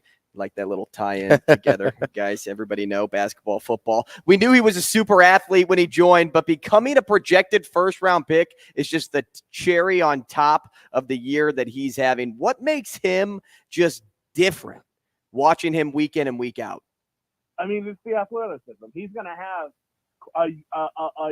quite a highlight reel by the time the season ends. And, I mean, he truly does, I think, do it all. He makes the crazy catches.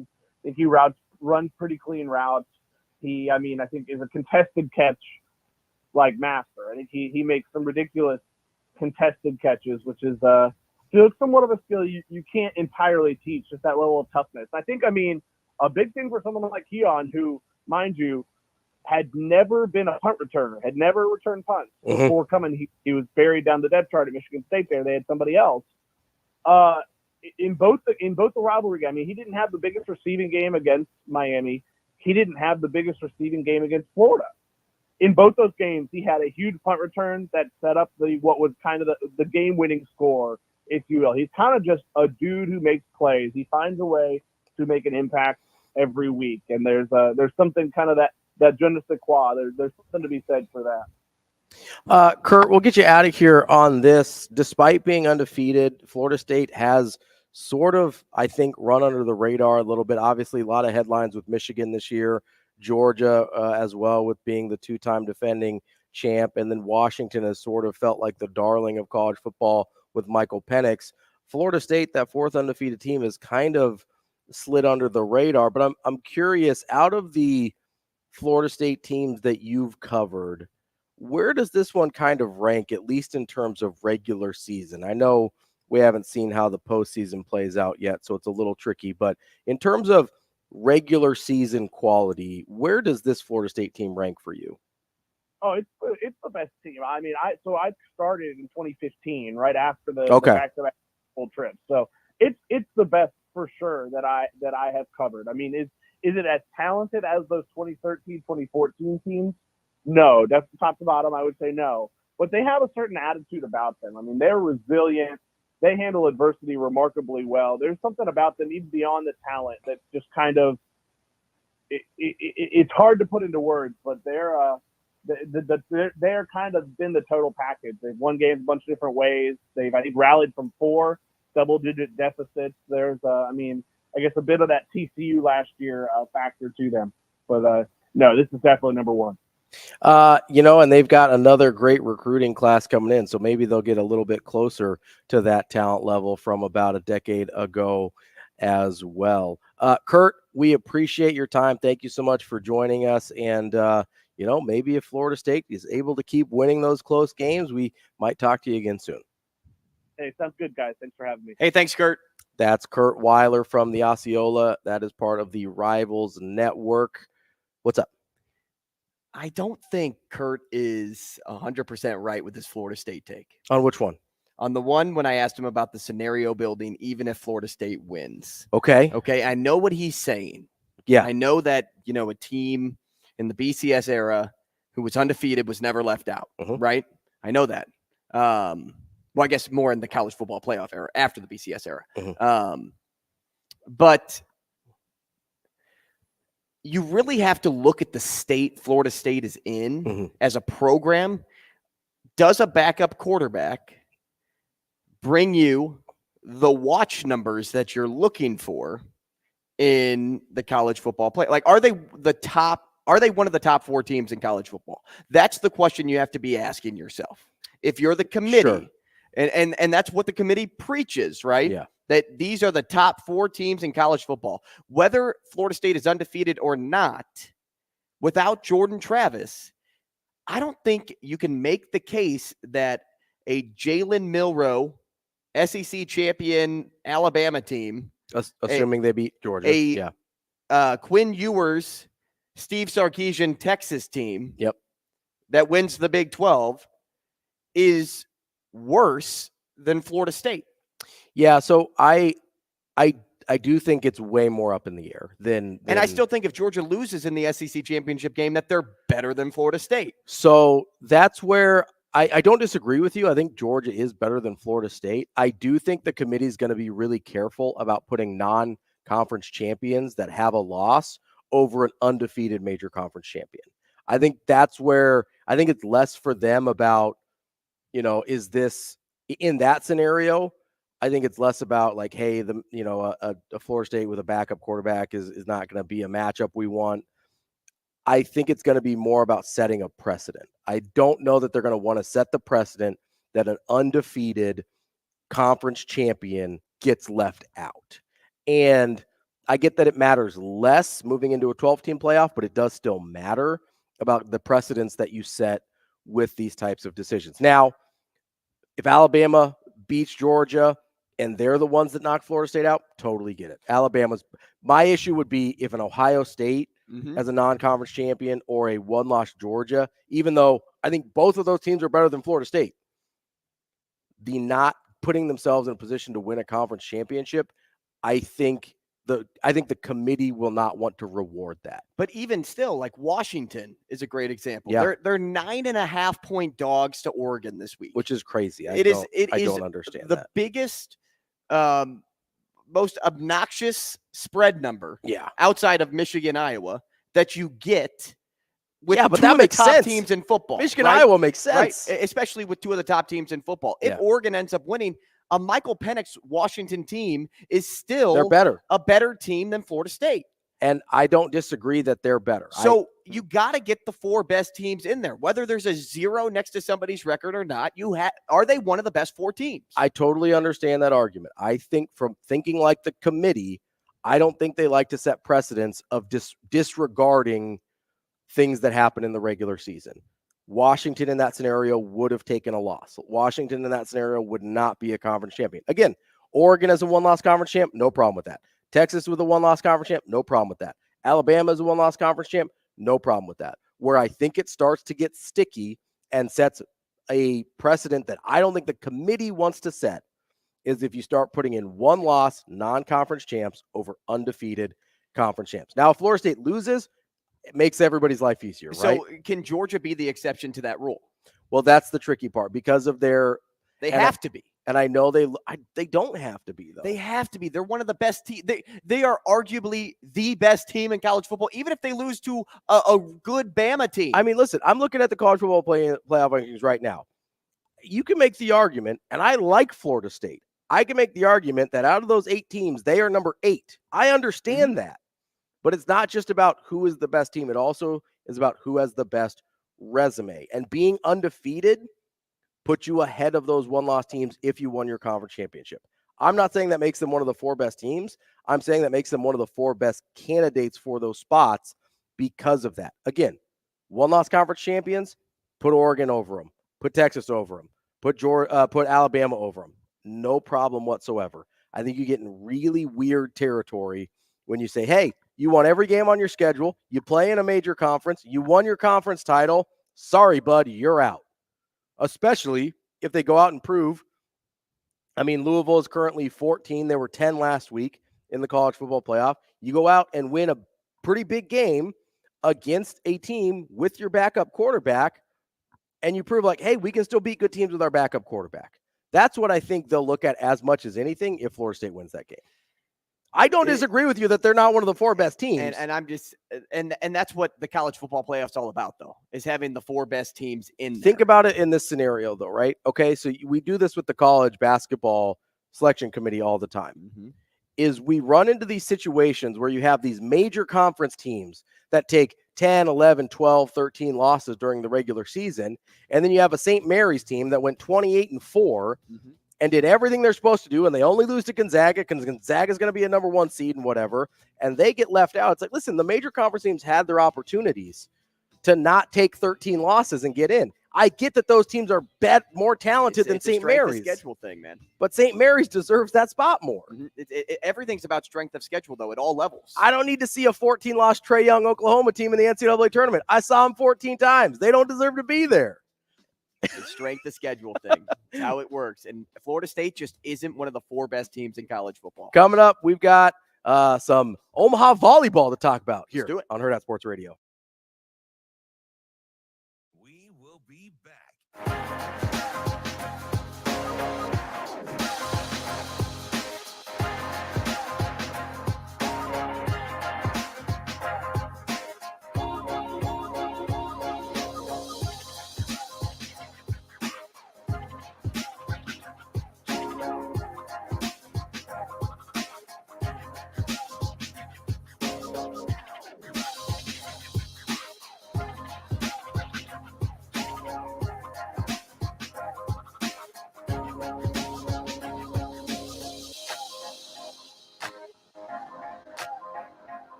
We will be back.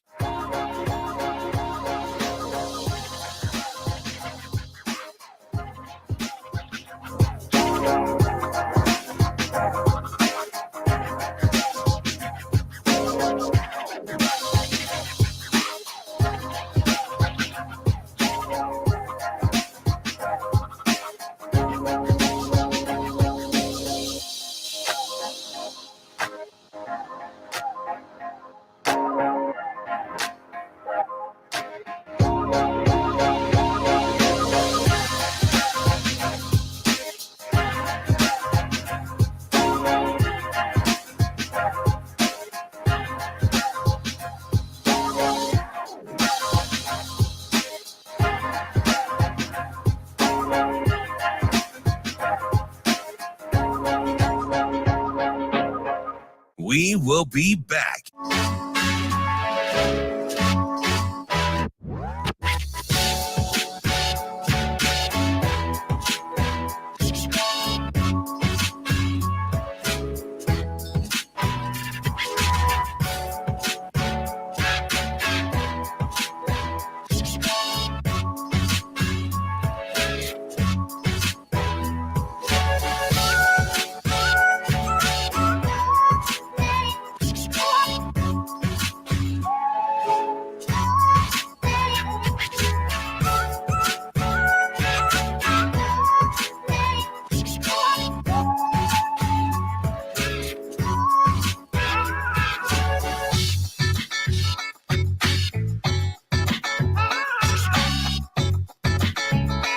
We will be back.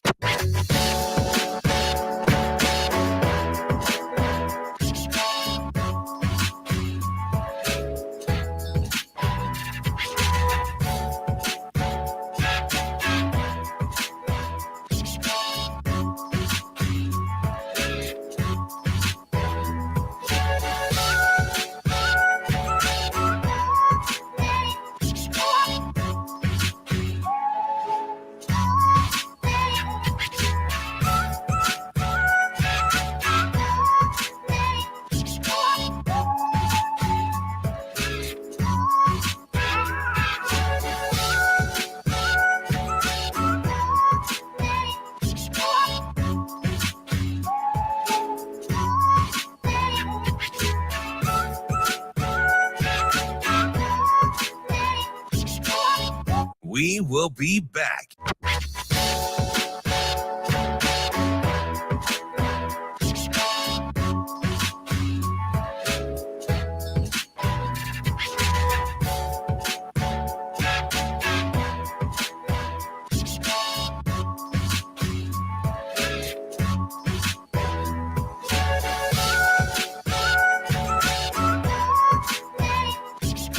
We will be back.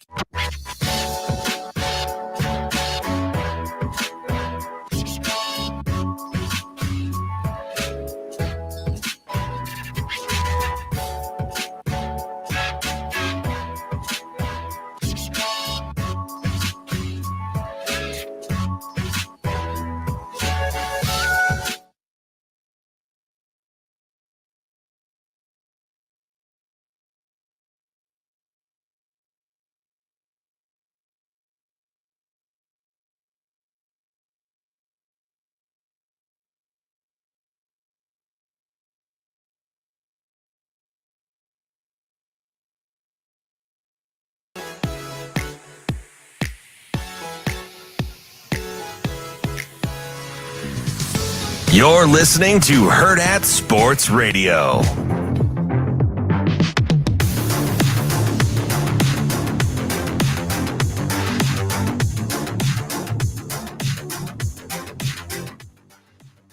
We're halfway through the show here on Hurrdat Sports Radio. I'm Ravi Lulla, Andrew Rogers here with me. We are on AM 590 ESPN Omaha and ESPN Tri-Cities. It is time to talk a little bit of Omaha volleyball. And if you're thinking last second, like, hey, let's go watch some volleyball this weekend, whether it's Omaha, Nebraska, Creighton, whoever, make sure that you are using your seatbelt. Seatbelts save lives. They prevent injuries, but only if used properly while worn. Make it click. This message from the NDOT Highway Safety Office. Joining us now is Kelly O'Connor, assistant coach for Omaha Volleyball. Kelly, how are you this morning? Good. How are you? We are doing great. What's up, Kelly? I think you know that guy. Hey, Andrew.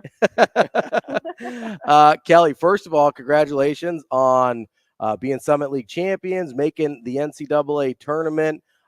Just after the really challenging start to the season where you guys went out, played a lot of super tough teams in a very challenging non-conference schedule, how were you guys able to shift mentally into being able to bounce back during conference season and come away with that conference title?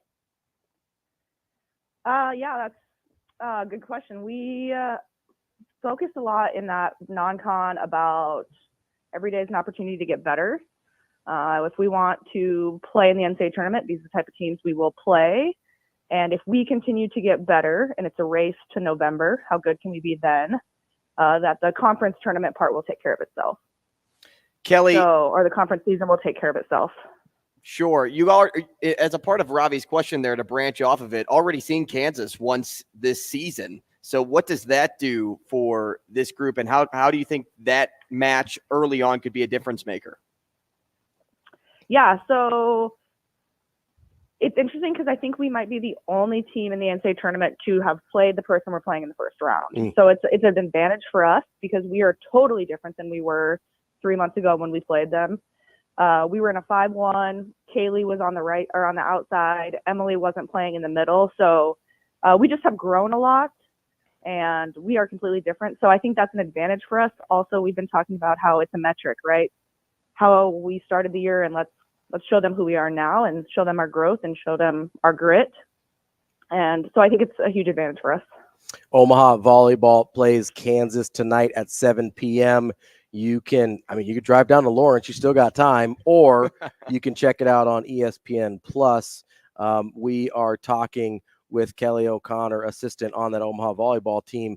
I'm curious. You've obviously played Kansas already once this year, as Andrew said.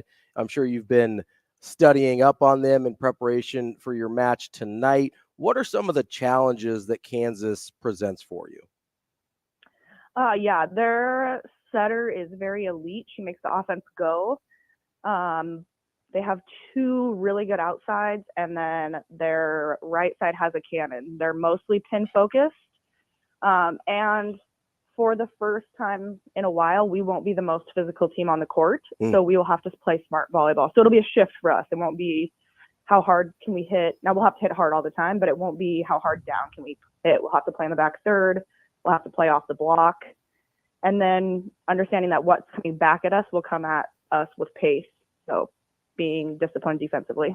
Omaha's got some studs too, though. All tournament honorees, Shayla McCormick, Rachel Fairbanks, the tournament MVP, and McKenna Rook, Ravi's favorite on the team because she went to Millard North. That's right. The 3-headed monster, if you'd like to call it that.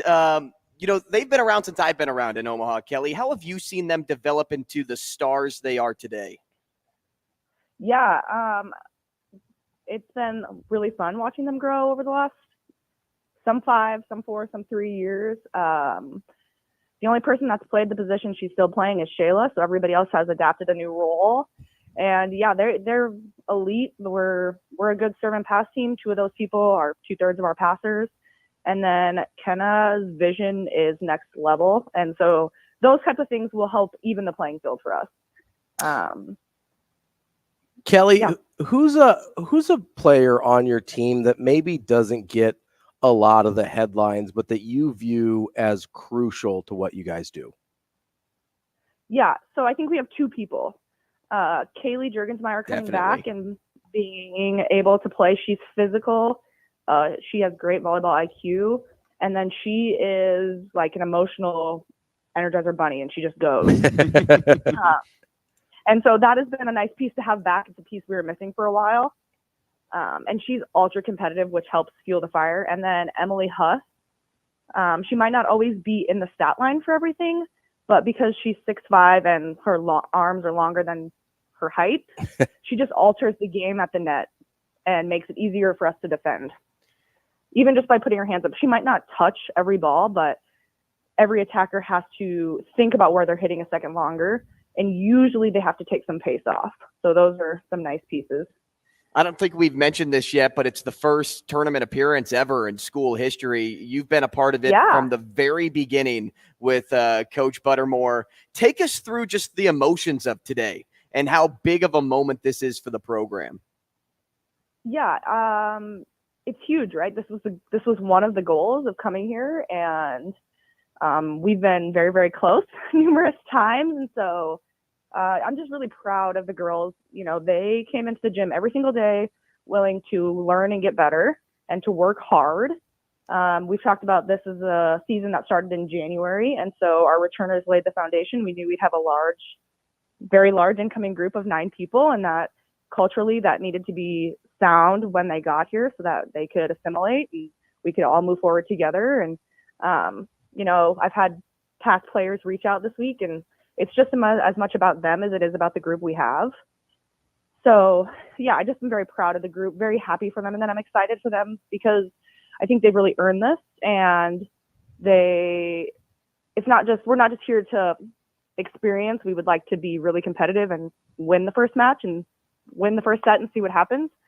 So, I'm just excited for them to show everybody what Omaha volleyball is about. It's just an incredible year, from volleyball day in Nebraska, being a part of that event, to now an NCAA tournament trip. You can be honest. We won't tell anyone. Is this the most rewarding season of them all? I think it is, because we have had trials and tribulations. It hasn't always been easy. A lot of people have had to dig really deep and remember why we do this and what we love about volleyball, because when you're 0-9, it's hard to remember that. And I think that's what has made it special. I wouldn't change the journey that we've been on. I think all of that has led to the fact that we believe that we can come back from down, that we can rally when it's 2017 and we look dead in the water. So I think that, this has been very rewarding, very rewarding. Kelly, Andrew mentioned that Nebraska volleyball day in Nebraska were exactly 3 months removed from that event. And I know for you, it must have been a little bit different of an experience, right? Because you were kind of the supporting character in that whole thing. But I would imagine yourself, your team got a lot of the same benefits out of it from just seeing the support the sport of volleyball has in Nebraska, and even seeing, the support of women's sports in Nebraska as well, despite being on the losing end and frankly not being the focal point of that day. I guess, what were some of the positive things you were able to take away from that experience that have helped you reach this point in your season? First and foremost, it was awesome to have that much support for any women's sport, let alone a college women's sport. Mm-hmm. I think that provided a really good perspective for our team and how much volleyball means to this area. 2, it was the loudest place we will ever play. And so every gym from here on out is like no big deal. It can be loud, but it's not going to be 92,000 people loud. And I just think there was a lot of eyes and scrutiny on the moment, and our girls handled that with grace, and that has,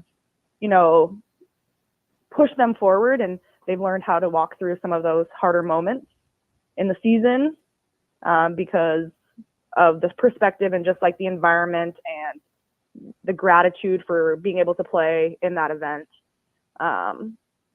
It just gave us really good perspective. So you're not going to be intimidated in Lawrence. That's what you're telling me? I think it will be. I think there'll be nerves. That's for sure. It's a different thing. We've never done this, but 2,000, 3,000 people is a lot less than 92,000 people. Kelly, we appreciate your time. Good luck tonight. We'll be watching, and wish you all the best. Thank you. Thanks, Kelly. That is Kelly O'Connor. She is an assistant volleyball coach for Omaha Volleyball. Coming up next, let's talk to our guy, B. Edwards, see if we can make a little money here on Hurrdat Sports Radio.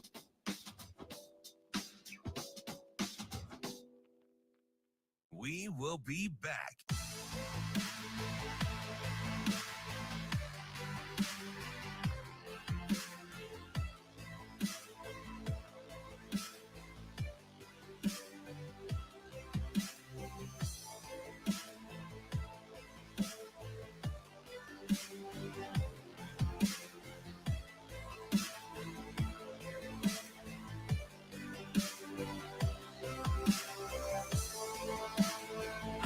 They're going to motion you, check out left, Hurrdat going to throw, throws back right.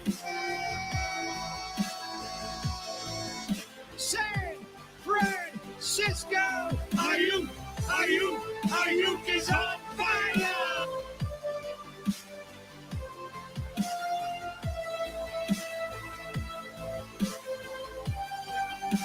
Boyle back to throw. looking four-man rush. We will be back. And it is Big Harris. He's cut. Oh, intercepted Jesse Bates. He's got green grass. 40, 50. Intercepted Jesse Bates. He's got green grass. 40, 50, 40. Here's Carr now, wants to throw. Intercepted. Strided out, Jesse. Touchdown, Atlanta. Ayuk, look at a motion, you check. Down Atlanta. Ayuk, look at a motion, you check out left. Ayuk is on fire.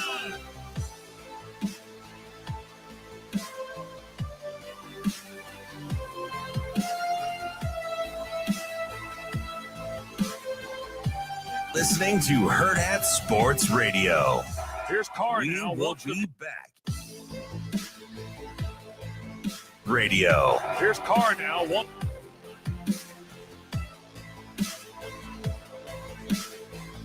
Sports Radio. Here's Carr now, wants to throw. Intercepted Jesse Bates.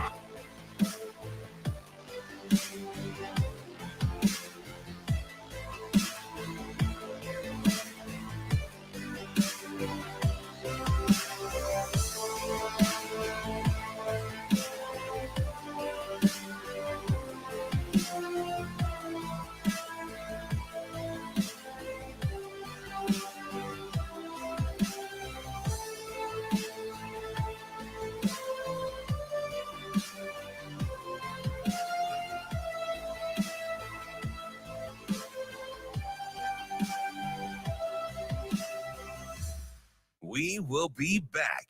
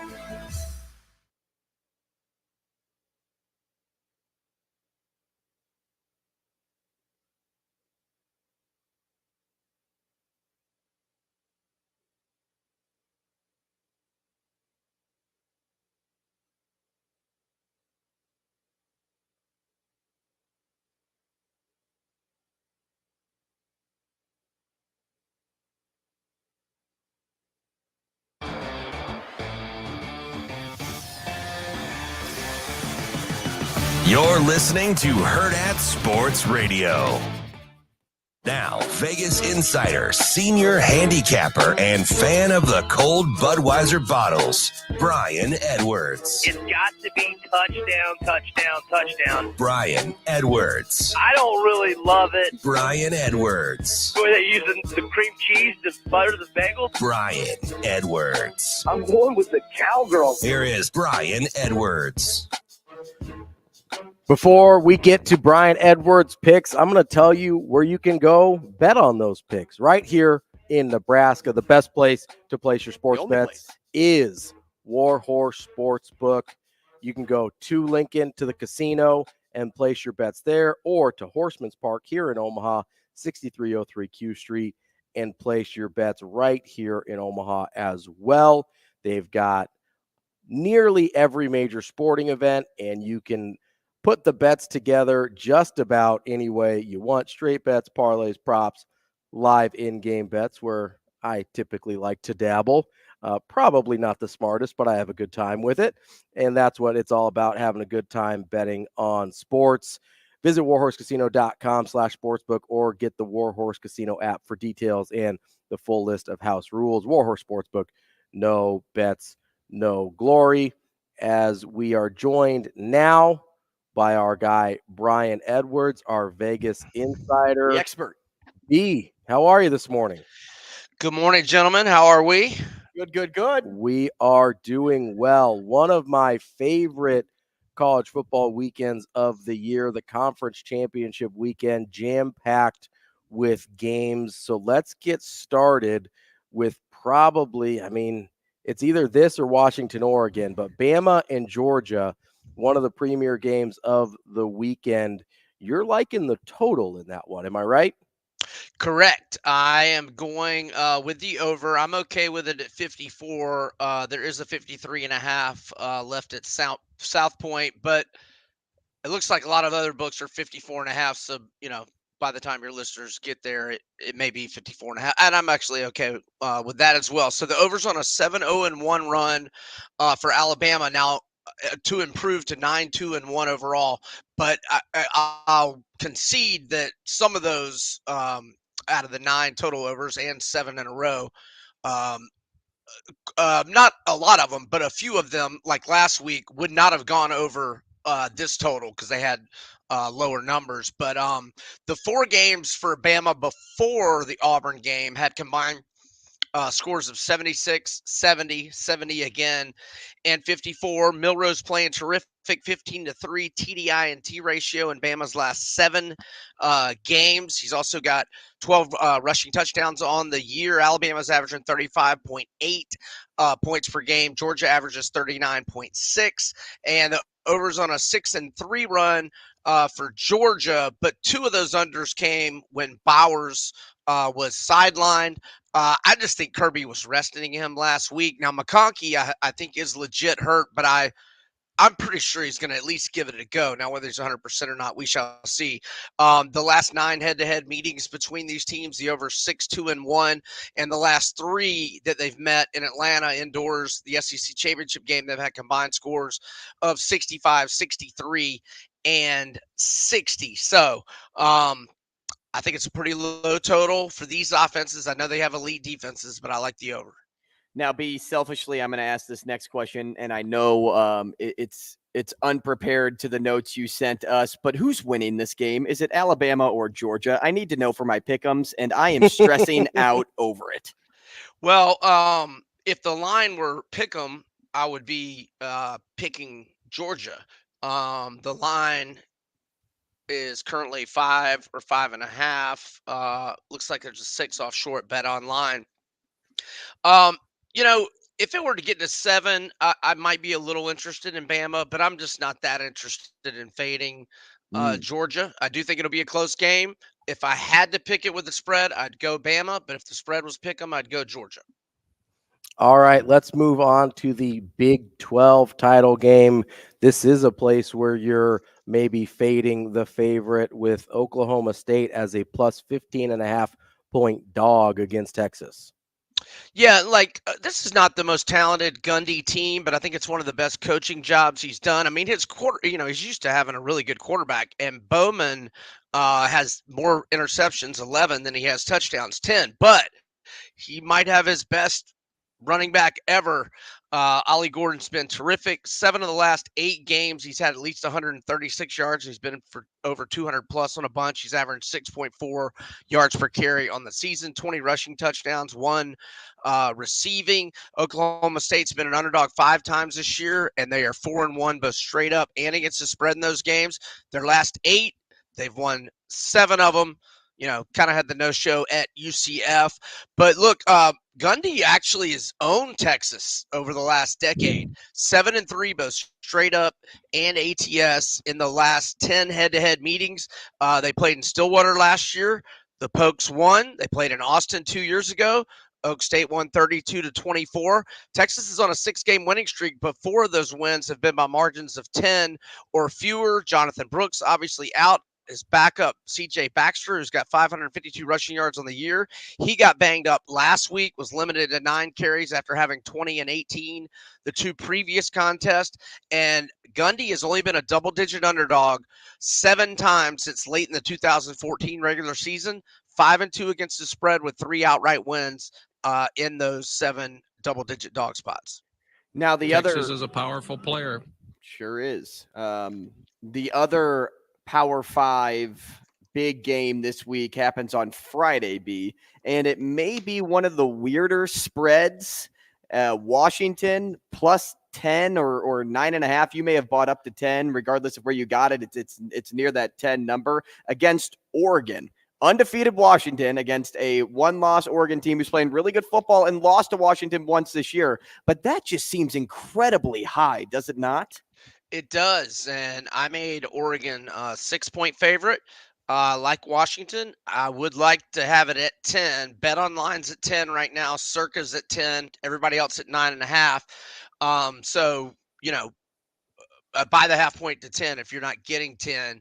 But I want to clarify, it's not like a huge play for me because Oregon is hot as a firecracker with revenge mode. But Washington beat them in Eugene last year and beat them this year, although a lot of people, say that Oregon outplayed them. They did fail on 3 fourth down attempts and missed a field goal.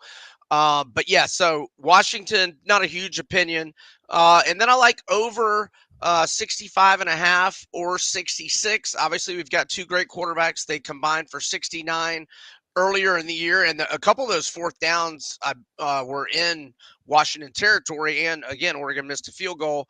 And then last year at Outson Stadium, they had 71 combined.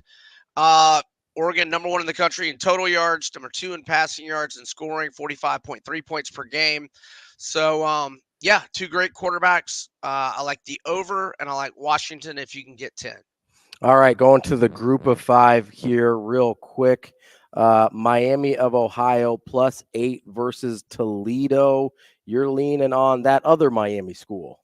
Yeah, so they opened the year at the other Miami in South Florida and got drilled. But since then, they've won 10 of 11. The only loss by 4 at home to Toledo, and that was the game when their quarterback Gabbert got hurt. And they ended up losing that one. But Miami of Ohio, of those 10 wins recently, 8 by 13 or more. They're 8th in the country in scoring D, only giving up 16.3 points per game. I like Miami of Ohio catching 8 against Toledo.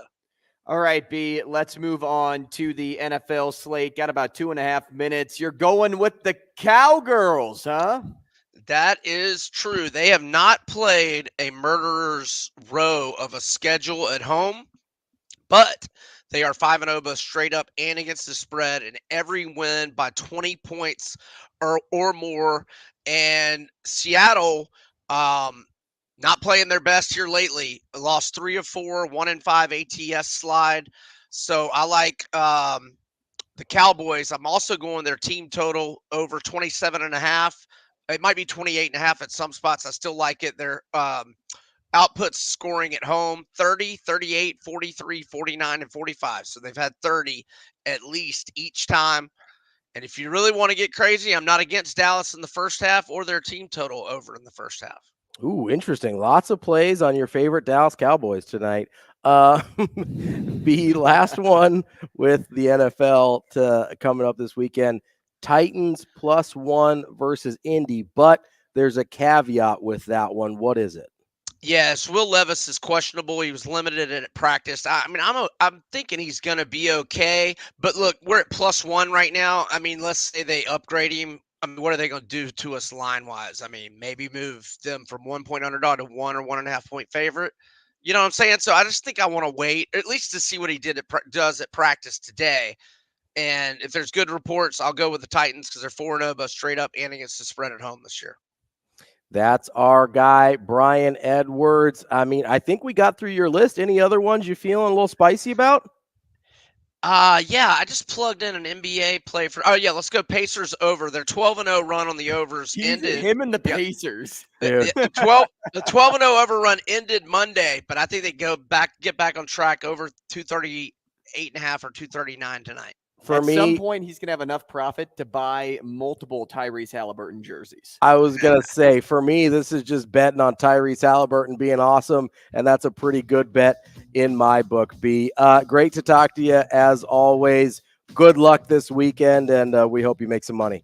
Thanks, fellas. Y'all have a great weekend. That's Brian Edwards, our Vegas insider. Terrific stuff, as always, from B. Coming up next, we're going to talk to our guy, Michael Bruntz from Husker 24/7. Bruntsy. Get a little Nebraska football talk going today here on Hurrdat Sports Radio.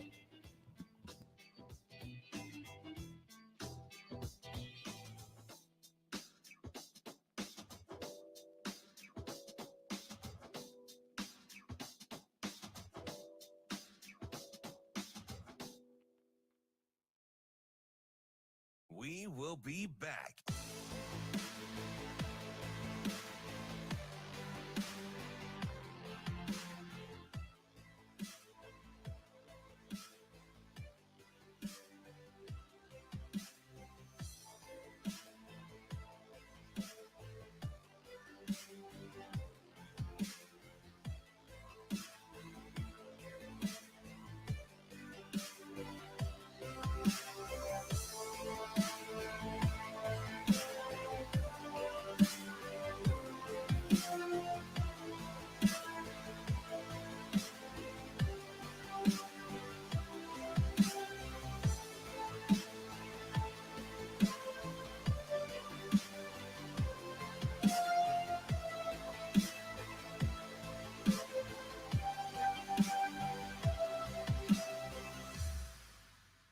We will be back.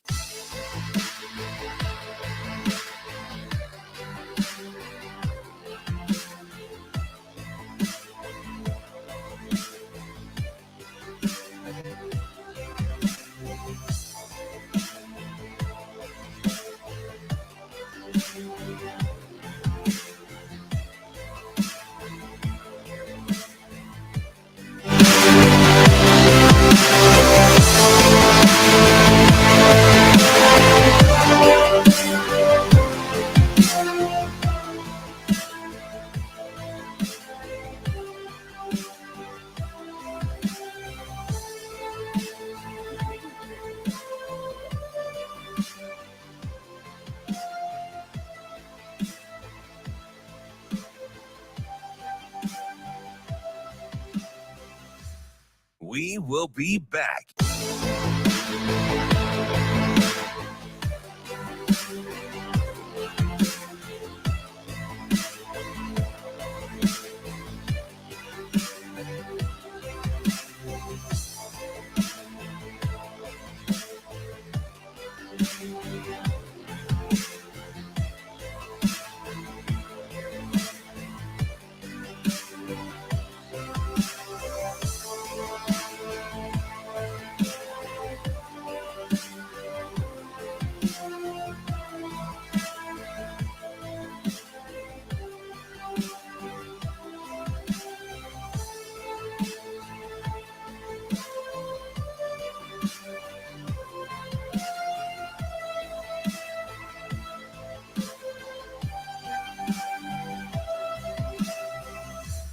We will be back.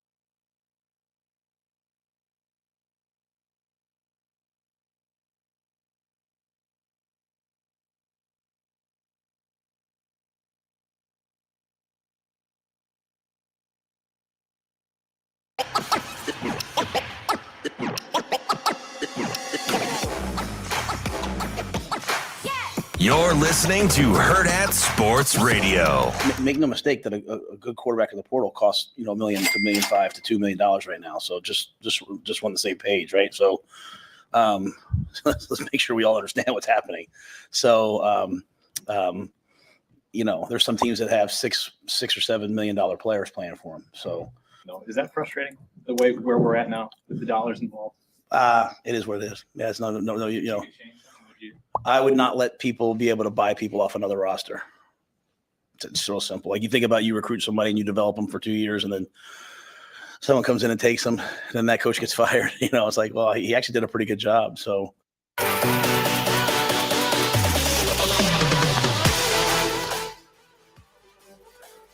Kicking off hour number 3 here on Hurrdat Sports Radio. I'm Ravi Lulla. Andrew Rogers here with me. We are live from the H&H Chevrolet stage of the Hurrdat Sports Bar and Grill. We're on AM 590 ESPN Omaha, ESPN Tri-Cities in central Nebraska. And for hour number 3, we're on KFOR in Lincoln. We're joined now by our friend Michael Bruntz of Husker 24/7. Bruntz, what's going on, man? Not much. How's it going? Hey, Bruntsy. Are you getting ready for this interview while waiting entirely too long for some soup, or what's going on today? It's not entirely too long. It's the appropriate amount of time for good soup. Okay, hold on. Okay, so Did you write a check? Let's figure out this. You wrote a check for soup. Okay, so let's figure out this situation. Like, set the stage for me, because I was one of those people. I enjoy a Popeye's chicken sandwich as much as anybody. I did wait like 6 months, so I didn't have to wait in line for an hour. Like, what about this soup makes it worth waiting 45 minutes for?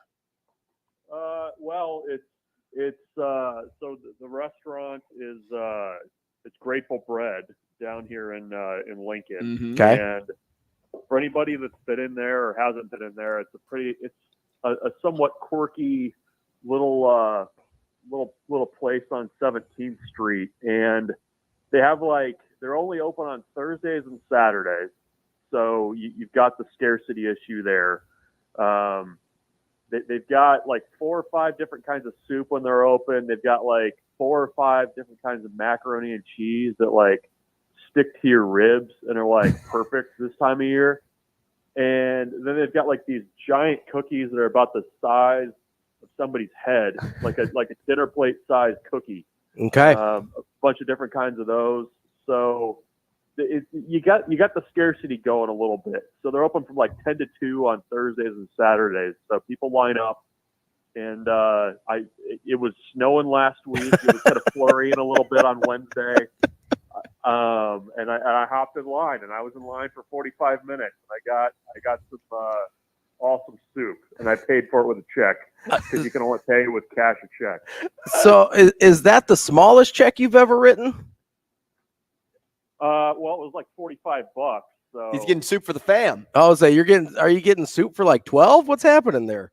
Well, no, it's like you get 32 ounces of soup. Like, oh gosh, you get a big gulp of soup? Yeah. Yeah. It's like going to your favorite gas station and filling up your favorite soda. You guys are crapping all over this. I'm not. I think you're nuts, but I'm not. You have no idea what you guys are what you're even joking about. If I learned anything from Seinfeld, I would never crap on that idea. Thursday or Saturday, I'll welcome you guys down to Lincoln, and I'll buy you soup. I'll pay with a check. I might even start collecting change right now, and I'll just put my change on the counter and sort it out for you. Okay, so Bruntz, I'm not crapping on it. I'm just trying to understand the situation, because I have a hard time wrapping my mind around waiting 45 minutes for soup. But you're making a case here. Let me ask you this, and we'll talk about I guess sports or whatever. I like this mouth watering. So what kind of soup did you end up getting? I went with the Moroccan tomato.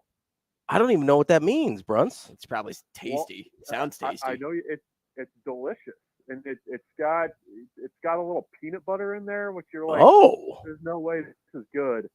It's pretty good, and so yeah, I went Moroccan tomato, a little mac and cheese with it. And a cookie, and I was good. I was good for most of the rest of the day. Do they have anything in like the insides were warm. You were like a furnace, just like from the inside. It's like having a little hearth right in your tummy there. Yeah. Is there? You get it now. You get it. Is there anything in like in the neighborhood of like a seafood chowder that I could indulge in? No. Oh, okay. Most of them are like vegetarian and soup, vegetarian soup. So I don't know that they ever go the seafood route. Now, Bruntz, did you get bread with your order?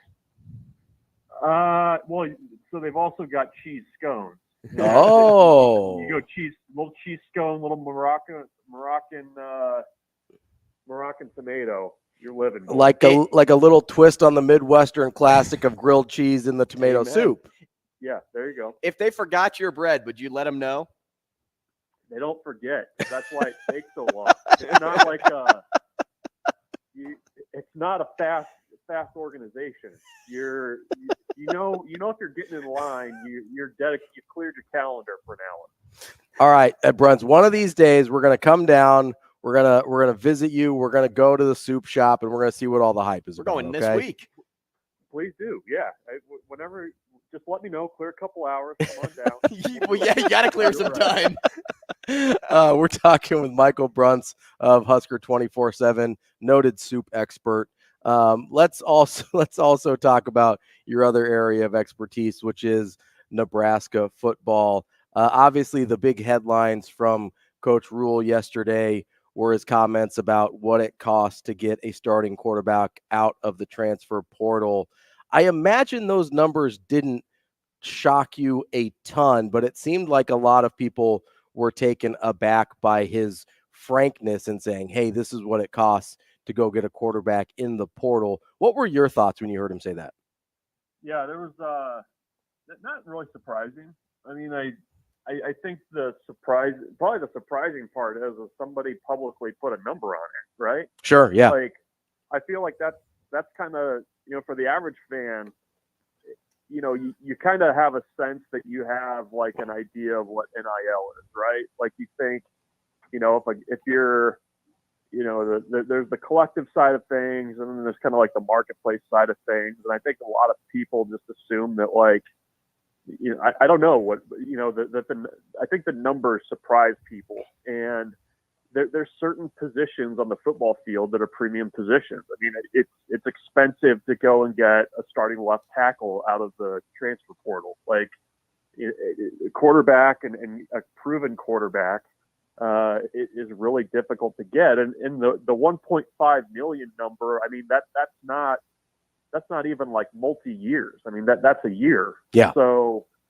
I wasn't surprised by it. I mean, it's going to be a fascinating offseason because, I think everybody understands, and Matt Rule kind of danced around it a little bit yesterday, but Nebraska's going to have to go look for a quarterback in the portal. I mean, there's no way around that. But there's almost kind of like there's like tiers, I guess, for starting quarterbacks and prices and things like that and what it takes to get that done. So I think Nebraska can get a good quarterback out of the portal. I mean, you look at the guys that are already in there now. There's guys with really impressive numbers that won a lot of games at places. And, Nebraska just needs to find a guy that's a fit. I also don't think that this is a staff that's really keen to go in there and just splash some cash around just to do it. So it's a bit of a delicate dance. But unfortunately, Nebraska's in a spot where, they got to be out there looking for a dance partner. Well, and it's the balance too, right, Bruntz, of knowing that this staff likes to develop and wants to develop and has that desire, and versus the win now approach of going into the portal and knowing that you kind of have to shy away from the standard that you've been setting. So it's a kind of a tough road to drive on. Although if Nebraska wants to compete with the best of the best programs out there and get back to relevance, they have to do it. There can't be any reservation about paying a big chunk of money of 7 digits to a quarterback, right? Yeah, it's yes and no. I mean, I think it's kind of, you got to be, and I think the staff is cognizant of what bringing somebody in like that also can potentially do to your locker room. I mean, if you've got a quarterback that everybody knows is making that much, all of a sudden guys are kind of looking around going like, okay, well, I've been here. I've played the last couple of years. I mean, where's not where's my 7 figures, but, can I get a little bit more on the top here? I mean, I think that's something that's real. I know that it's happened at Nebraska in the past couple of years with guys coming out of the portal and guys on the roster. But it's an interesting discussion, and Matt Rule kind of hit on it yesterday too. I mean, the portal quarterbacks that seem to be having the most success are generally doing it in their second year of being at a certain place. Like the mercenary one and done type guy that comes in and just goes gun blazing across college football, is, I think, a little bit of a unicorn. So I think if you can find a guy that, maybe you can kind of develop, but you also kind of have to, win a recruiting battle for, maybe you splash some cash around. I mean, I think that's probably the direction they'd be more likely to go. And it's interesting.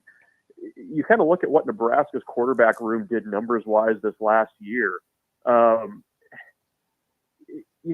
kind of make that next step, I mean, you kind of almost need to be, like, if you look statistically, kind of comparable to what, like, Northwestern did. And I know that that's difficult for people to stomach, but 18 touchdowns, 8 interceptions, they took care of the ball. I mean, it's as much as people want this big splash, I don't know that you necessarily need to have that to have success on the field. You just need to find somebody that can make a few throws, that doesn't turn the ball over, and can run your offense. So that's kind of the tough part with the portal, is kind of sifting through everybody and figuring out who really kind of fits what you're looking for, rather than just kind of that new shiny toy. Well, and, I want to go back to the point you said about bringing somebody into the locker room, and it may leave an uneasy feeling with some in the room. Going back to balance again, I mean, it has to be balancing worth and value, right, with like the rest of the team. Mm-hmm. And the staff is good about having those conversations with players. But, I mean, these guys just have to be okay with whoever they bring in, and knowing that they're better than they are right now. I mean, if they're getting that type of money, it's just understanding that it's like at all levels, whether it's professional or college, and NIL kind of works as like that professional contract. If I bring in a star pitcher, somebody that was just an all-star, or somebody that just won a ton of games the year before, you would expect them to make more money than you. Sure. Yeah. I mean, and that's kind of the balancing act, I guess, you have to do. And maybe that's also where you're talking about culture and all that other stuff, the buzzwords that Nebraska felt like they got done this year. I mean, I think that's where, that helps. Plus, if a guy's coming in making a little bit more money and he can help you win games, I would imagine there's probably some guys that are more than willing to make that trade-off as well. We're talking with Michael Bruntz from Husker 24/7. Bruntz, was there anything other than the transfer portal quarterback dollar amount thing that stuck out to you from Matt Rhule's comments yesterday? Well, I mean, a big one is,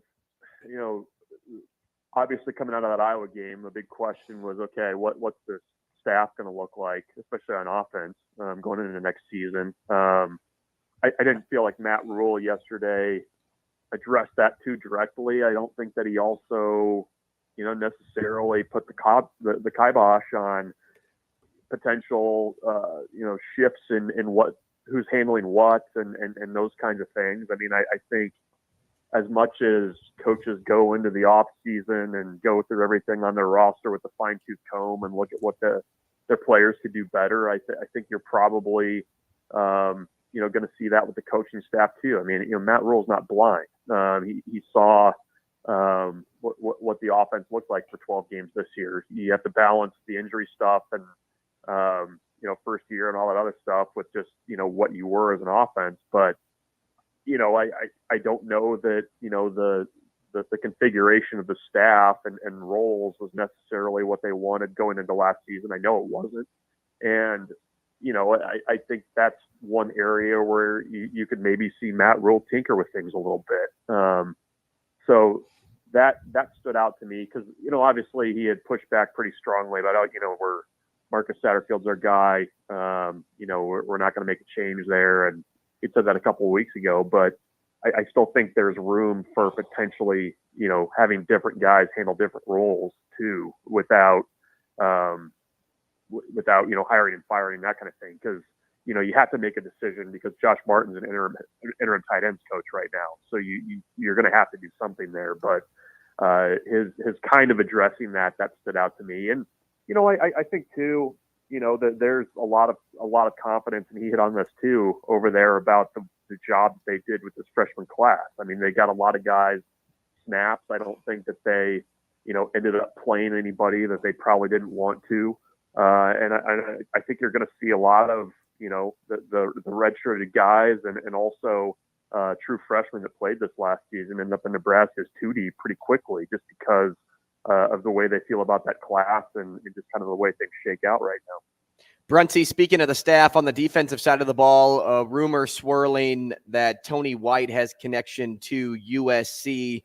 How much of a grain of salt should that rumor be taken with, especially because no major media outlet has confirmed anything? And do you think this could be maybe a smokescreen and a way to force Nebraska's hand to pay Tony White more sooner rather than later?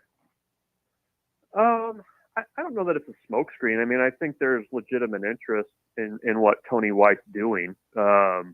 He's a guy that, took a defense that had been pretty bad for a few years and turned them around really quickly. He's got ties to California. And as he interviewed for the San Diego State head coaching job. I think that, anybody would be kind of crazy to not at least take a deeper look at what he's done. So I don't know that it's necessarily a smokescreen. From kind of talking to a few of our USC writers, I know that the search there had stalled a little bit because the thinking was that Jim Leonard was going to be kind of their top guy, and that just kind of stuck in neutral right now. So I don't know. I mean, I think, when you have the kind of success that Tony White's had this past season, I think you're going to get attention from schools, and at least geographically, there's some connection there with USC. So I wouldn't dismiss it right out of hand, but I personally have not confirmed anything about interest or anything there. So I can't really speak too much more beyond that. Bruntz, isn't there a chance this is also just USC trying to get Jim Leonard to move a little bit quicker? I mean, teams do that too, right? Kind of play leverage the way that we assume the coaches are always trying to play leverage. Yeah, everybody's leveraging, just leaning up against each other. Yeah, I mean that could be part of it. I mean, there could be somebody else. A mystery door number 3 candidate. Ooh, I love a mystery candidate. Yeah, I don't Bachelorette number 1, Bachelorette number 2, or the mystery guest behind the blue curtain. Just a stock photo of a defensive football coach. It's Bob Diaco. Yeah, that'd be a heck of a hire. I think that's probably part of that. Certainly USC is having to play the perception game given how everything played out there with Alex Grinch. But yeah, I mean, I don't this time of year I don't dismiss things too out of hand. So I could see where maybe you're trying to force the hand of somebody too, and I don't know. Maybe it's I don't know. It's silly season. It only gets sillier. So that's where we're at.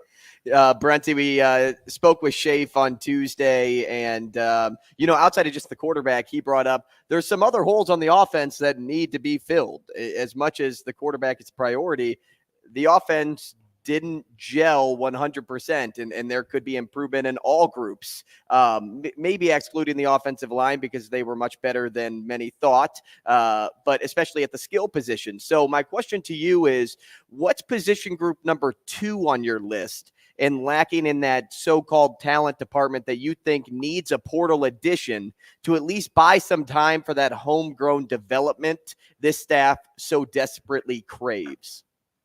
Yeah, I mean, I think you got to look. Well, I think both running back and wide receiver, you probably have to look at what's there. I mean, I think you'd be doing yourself a little bit of a disservice if you weren't looking for a little bit of veteran help at either of those spots. And that's not a knock with the wide receiver group on any of those young wide receivers. I mean, I think they've got bright futures. I think they played well enough considering the circumstances this season. But you need somebody that's a little bit more of a wide receiver 1 type guy right out of the gate. I think they kind of felt like Billy Kemp was going to be a little bit of a different look from what they had, but I think there's enough guys in the portal that you can find somebody that's been productive at the wide receiver spot that can come in and help you right away and buy a little bit of time for those guys to where you're not having to rely on Dawson, Coleman, and Lloyd to be your guys, right out of the gates as sophomores and redshirt freshmen. The other one's running back. I mean, Matt Rule kind of talked about it a little bit yesterday. I mean, they feel good about the depth there, but you always worry about, what's Gabe Irvin going to be coming back from a pretty serious hip injury? Ramir Johnson has had injury issues in his past. Same with Irvin. You lose Anthony Grant. I love what Emmett Johnson was doing at times this season, but Quentin Ives, they feel good about, but there's not a ton of proven production there. And I mean, we've seen you need 2 or 3 good backs to go through the Big Ten, just with the way, they get beat up, also with the way Nebraska practices. So I would go those 2 spots. I feel good about tight end. I think they've got enough work in there, but just in my mind, a little bit more running back depth and maybe a guy that's got some proven production would be a good recipe there going into next season. Bruntz, about 2 minutes left here with the, assumption that Ben Scott is coming back from Matt Rule yesterday. How crazy is it to kind of think about the offensive line is the unit on offense with the least number of questions? Yeah, it's been a heck of a turnaround in the last, 11 months. For that yeah, 10, 11 months. Not only that, I mean, you're waiting around for Bryce Benhart's NFL decision. I mean, I don't know. Yeah, I don't think that was on the bingo card last year. That would not have been on the bingo card last year. I mean, that's a credit to Benhart and Simon Raiola for the development job they've done there. Yeah, I mean, it's you kind of look at the way the line is now. They've got a good group of veterans. Getting Scott back is huge. And I like the young guys that they've got. I mean, you're going to have redshirt freshmen in the 2 deep next year. Gatula and Sledge were in there last year. I think, the one quibble you might have is you might like to see a little bit more tackle depth than what you have. But, I mean, Nebraska's got 2 or 3 guys at each guard spot that I think they feel pretty good about. They've got Justin Evans-Jenkins who can back up Scott at that center spot. That line is trending upward for the offensive line in a good way. It's not like, you're not to the stars right now, but you're not hitting home runs. You're kind of getting singles and doubles right now. And for that group and kind of where they've been, I think that's okay. I mean, I think they can continue to develop, and they've done a good job of resetting the deck a little bit there with younger guys too.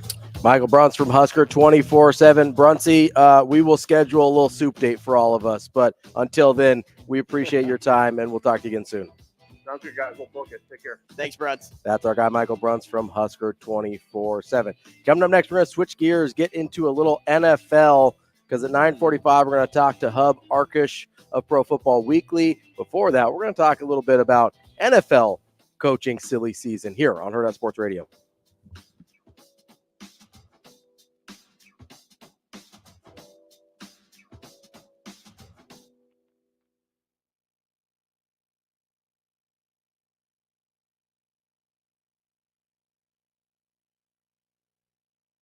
It used to be we got past Thanksgiving. Now we enter into coach hunting season. The teams that are underachieving, underperforming, not winning games, their coaches are in jeopardy. Last year, again, 5 changes. This year, 7 to 10, and I'll take the over. I'll take the over. Whoa. Wow.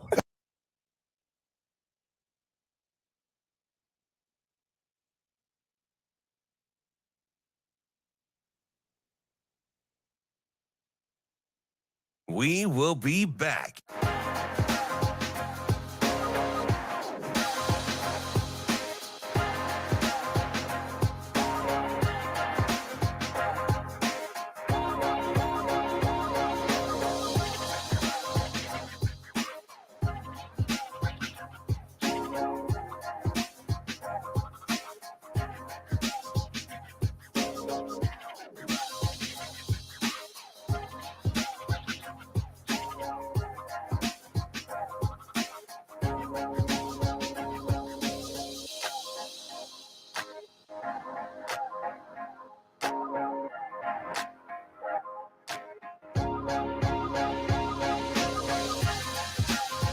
We will be back.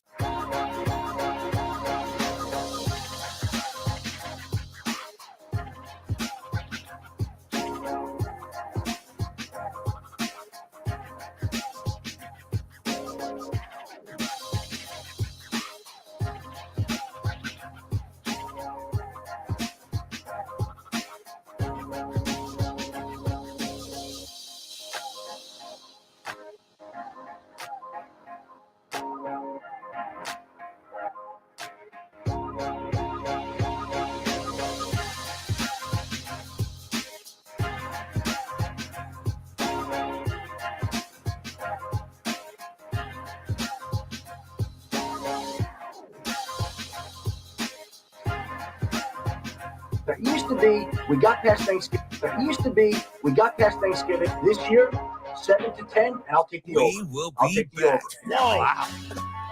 This year.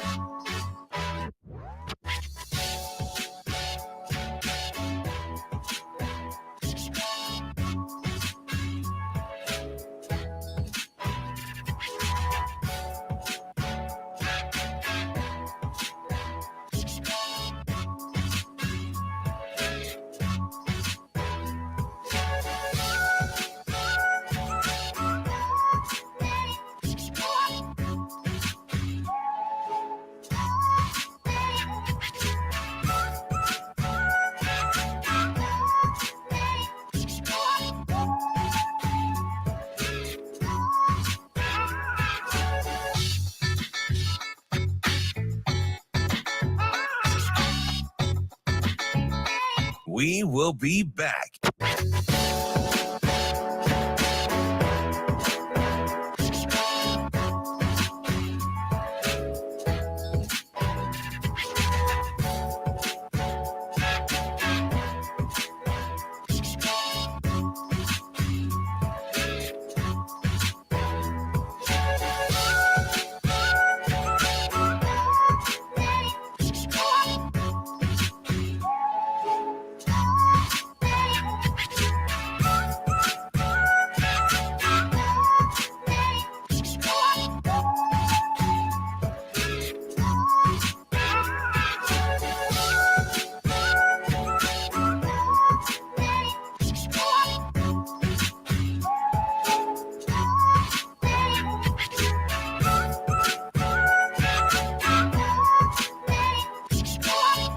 We will be back.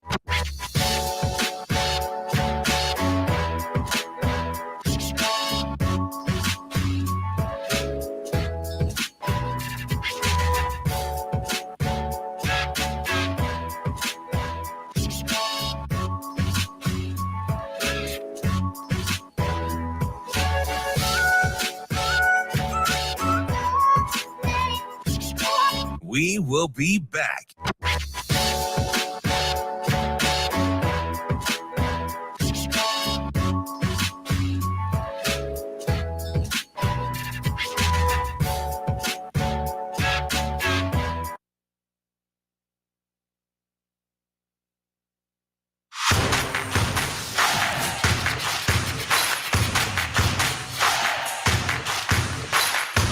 You're listening to Hurrdat Sports Radio. Welcome back to Hurrdat Sports Radio on AM 590 ESPN Omaha, ESPN Tri-Cities, and KFOR in Lincoln. I'm Ravi Lulla. Andrew Rogers here with me. Hey there. We're brought to you by our friends at Pratt Dental. Pratt Dental in North Platte, Nebraska is led by Dr. Pratt. He was the first dentist in Nebraska to be certified in the BioClear method. Let me tell you what that is. The BioClear method and modern smile design can correct many aesthetic dilemmas in a permanent and less invasive manner than traditional treatments such as crowns. It means less invasive, less time, less waiting, fewer appointments, and you can get multiple restorations done in the same day. Give Pratt Dental a call, 308-221-2800 to find out more or to schedule an appointment. Pratt Dental, creating healthy smiles. It used to be, we got past Thanksgiving. Now we enter into coach hunting season. The teams that are underachieving, underperforming, not winning games, their coaches are in jeopardy. Last year, again, 5 changes. This year, 7 to 10, and I'll take the over. I'll take the over. Wow. That is the headline of the Adam Schefter interview there on the Pat McAfee show. He thinks we're going to see a lot of coaching turnover. I mean, you get much higher than 10. You're talking about like 40, 50% of the league almost. At that point. We've already lost a couple. And so our natural inclination here on Hurrdat Sports Radio is like, okay, well, who else? And that's where Andrew Rogers comes in. Well, I wanted to go through the list here, and I want you – I'm going to read you every team. Okay. You're going to react in the moment, yes or no, that they should be fired based on what you know about them today, and include Carolina and Vegas into this mix already. So they're already gone. They go to the 10. But 10 plus Has there ever been a year that 10-plus coaches have been fired in the NFL? I think there have. I was trying to find this yesterday, and I'm very disappointed in you, Internet, that you don't have this number just out there. Someone compile, Stu Manji, if you're listening, my numbers compiler guy. Like, can you give me a list of the most fired coaches in a season in NFL? Just give me like a top 5, just so I have an idea here of what we're talking about. I think I remember a couple years where they got to like 12. But that's about the highest number I can remember. So I'm going to go through this list, okay, and then I'm going to ask you one question that you have no prior knowledge of knowing. Okay. Because I want you to react to that question in the moment as well. Okay. So we'll skip past Miami. Buffalo Bills, Sean McDermott. My gut says yes, they should fire him. Okay. Well, then I want you to keep a running tally for me. Robert Saleh. No. Bill Belichick. Yes. We'll skip the Ravens. We'll skip the Steelers. They're not fired. We'll skip the Browns.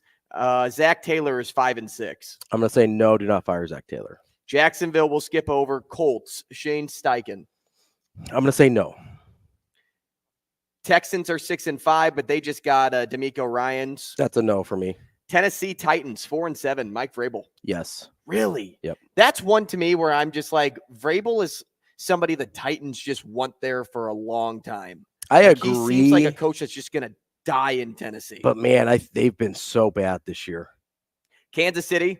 No. No. Broncos? No, they're going to give Sean Peyton another year, yeah. Well, they're on a 5-game winning streak. Yeah, I mean, they're playing a lot better now. I think they keep Peyton. Vegas has already fired their coach, Brandon Staley, with the Chargers. Absolutely. All right, skipping to... He is the most emphatic yes on the list, by the way. I've been saying fire I think he should have Staley. been fired a while ago. I've been saying fire him since week 2. Maybe even before the season started. We'll pass over the Eagles. We'll pass over the Cowboys. The Giants. I'm going to say yes. Dayball to be fired. I think last year was an outlier. I'm going to say yes. The Commanders, Ron Rivera. Yes. Detroit will pass over. The Vikings, Kevin O'Connell. I'm going to say no, but I don't feel great about it. Green Bay, Matt LaFleur. I'm going to say no again. See, I think but I don't a couple of weeks ago, Matt LaFleur was like, hey, he's on the hot seat. But because of the progress we've seen from Jordan Love over the past 2 weeks, that kind of goes out the window a bit. I think he saved himself. I think with the quarterback issues in Minnesota with the injuries and everything, I think O'Connell gets a pass there too. Chicago Bears, Matt Eberflus. I'm going to say yes there. Thank goodness. I know he hasn't been there very long, but I don't think it matters. It's not good. Where are we at? We're at 8. So the reason I ask where we're at is we get to the NFC South. And the NFC South, you start with the Falcons at 5-6. Yep. So blank is gone. Yep. Then you have the Saints. Yes. Okay. Then you have the Bucks. I'm going to say yes. Then you have the Panthers, who have already fired their coach. Did you already include that one yet? No, that I'm going in order. So now we are at 12. So the NFC South is completely wiped, is what you're saying. Yep. Which I don't think you are wrong about. I don't know if there's ever – I asked this before. Has there ever been a season that 10-plus NFL coaches have been fired in the same season? How about in the same division? The entire division getting wiped. Yeah, I don't know. I would have to imagine no, but I think everyone in the NFC South deserves to be fired. Then you have the 49ers.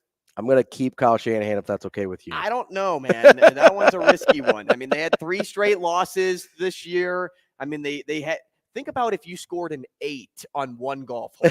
Like, that's what they have in the win column. Like, nobody wants a snowman. Seattle Seahawks, 6-5. No, they're not getting rid of Pete Carroll. The Rams, Sean McVay. No, they're not getting rid of Sean McVay. Sean McVay might leave on his own, but he will not get fired. And then the Arizona Cardinals, 2-10.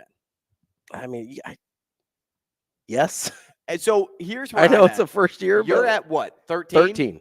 Which is the obvious over. Yes. Which is nearly half of the NFL. Yeah, we're like 40% of the league.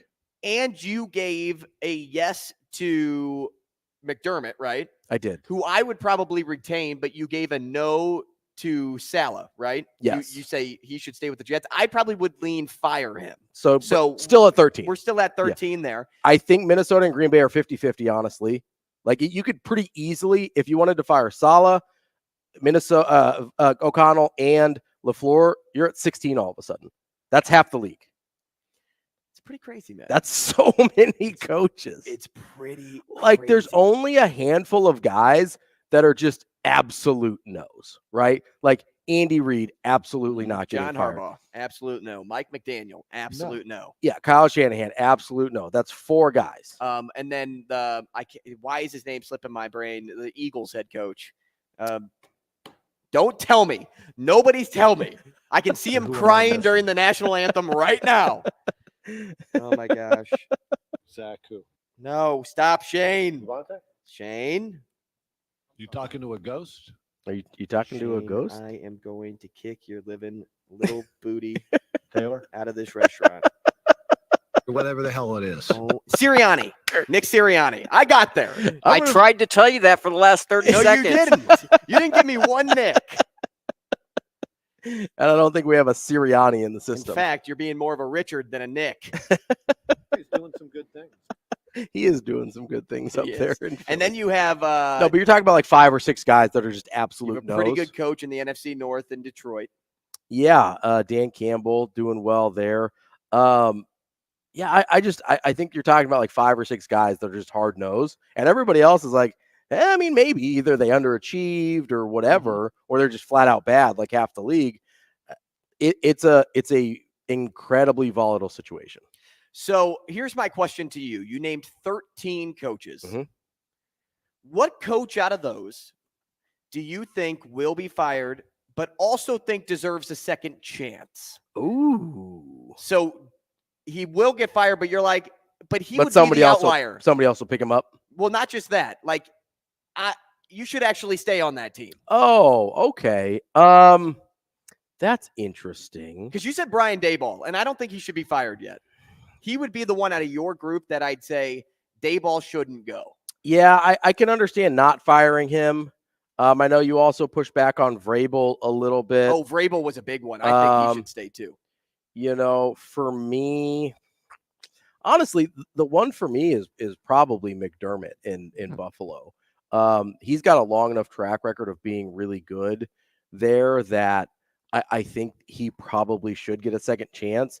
I do think he gets fired because of how dramatically they've underachieved this year, but that's probably the one for me where I'm like, hey, this guy's got a track record of being pretty good. I don't know that I'd let him go. Now answer the question the other way, the way you interpreted it. Yeah. Who should get another chance on a different team?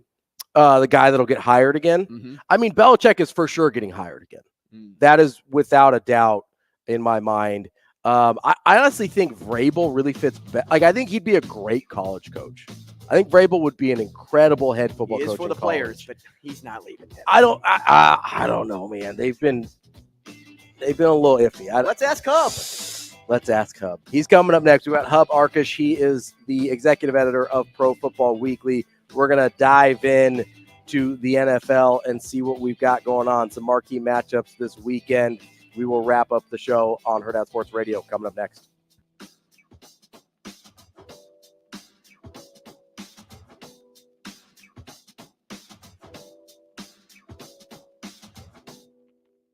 We will be back.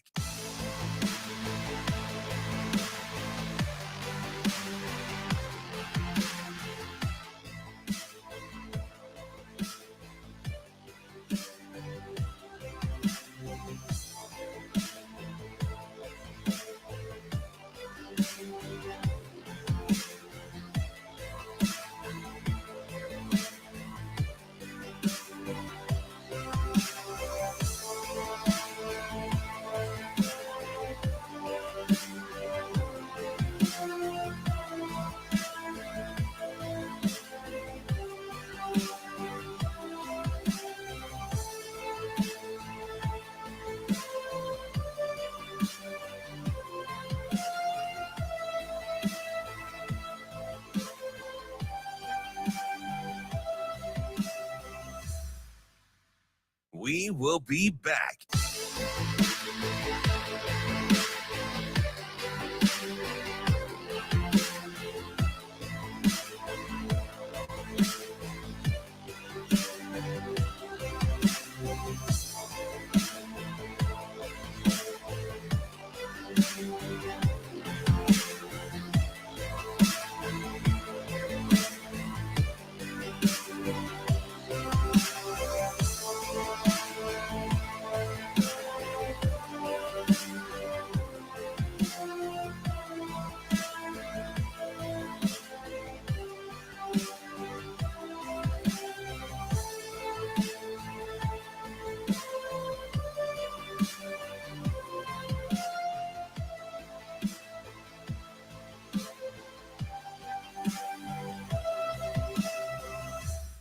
We will be back.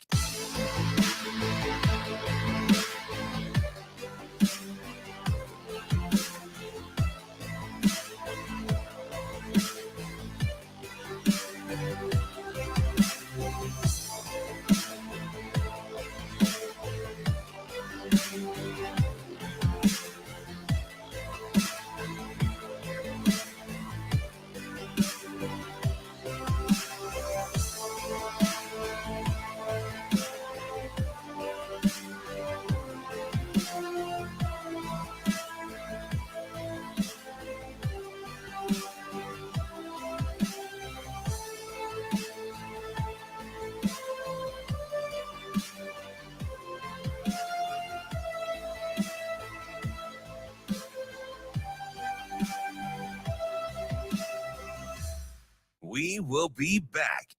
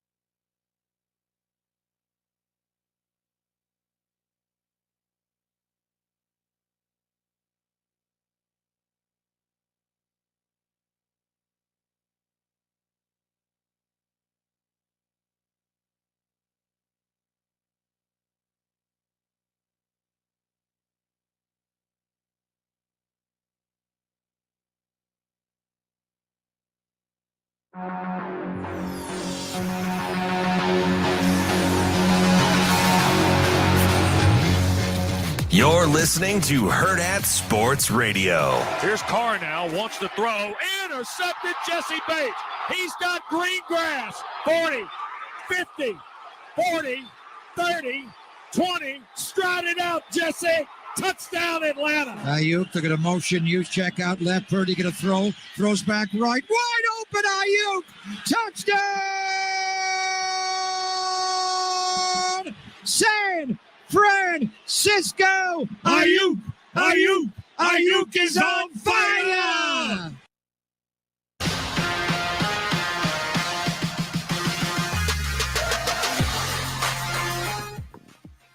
Wrapping up the show here on a Thursday. It's Thursday, right? Yeah, it's Thursday.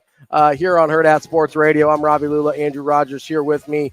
We're brought to you on AM 590 ESPN Omaha, ESPN Tri-Cities, and KFOR in Lincoln. And we're brought to you by our friends at Dingman's Collision Center. They have 4 great Omaha area locations. They've been family owned and family operated for over 25 years in the city of Omaha.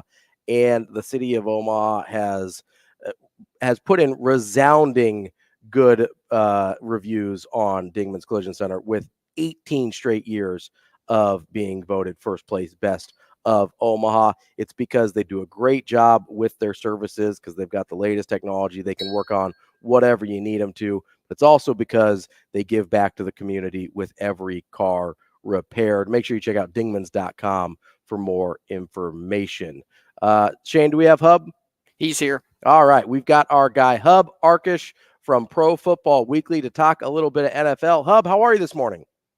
I'm doing good. How you guys doing? Good. We are doing very well. We were just talking before you got on here about the NFL coaching situation, as Adam Schefter said he thinks more than 10 guys are going to be looking for a new job this winter. When you hear that number, is that something that sounds feasible to you, or do you think Adams may be going a little overboard there with his prediction?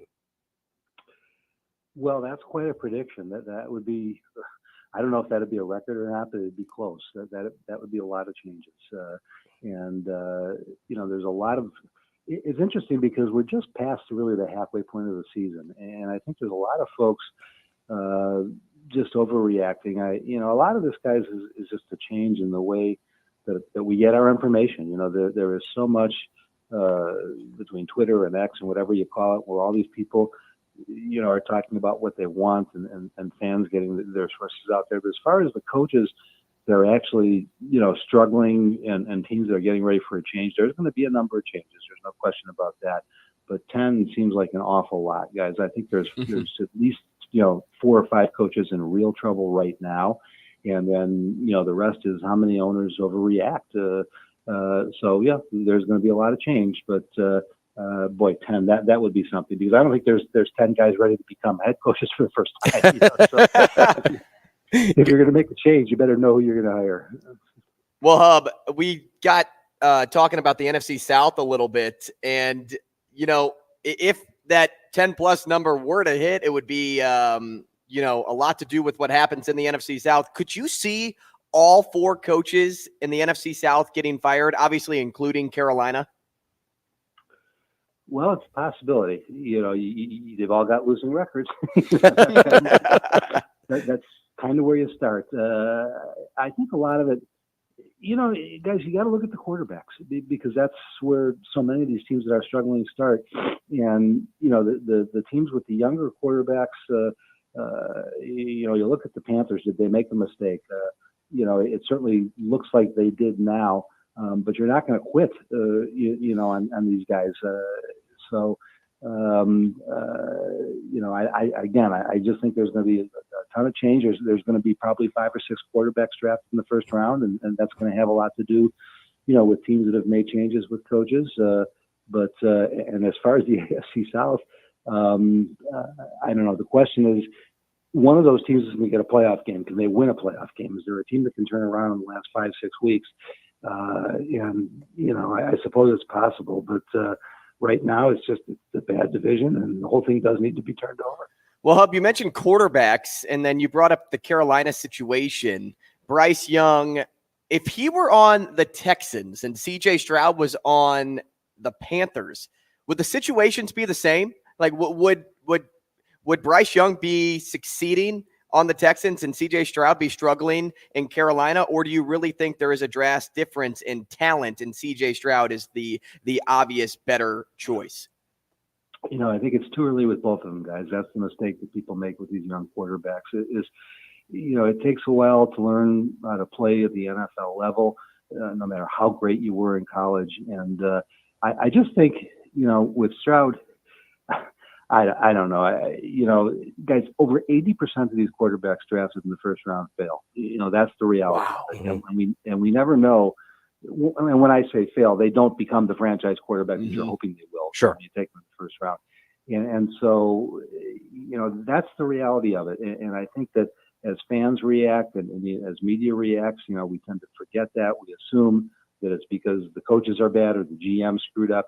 In this case, I look at C.J. Stroud and I say, gosh, why didn't anybody, know that there were, some questions or too many questions to know, what you were going to do. Everybody wonders about the Ohio State quarterbacks. And suddenly now you've got one who looks like he could be the next great thing. But it's too early. I think that, the question is, where are owners going to overreact, both with the, keeping or hiring of new coaches and with what they do with their quarterbacks. I think there's going to be, at least 5, maybe 6 quarterbacks taken in the first round this year. And so the change will continue, and which ones will arrive, we just don't know. You look at the Colts, and here's a team, that takes one at number 4, who I think was the best and should have been the first one taken.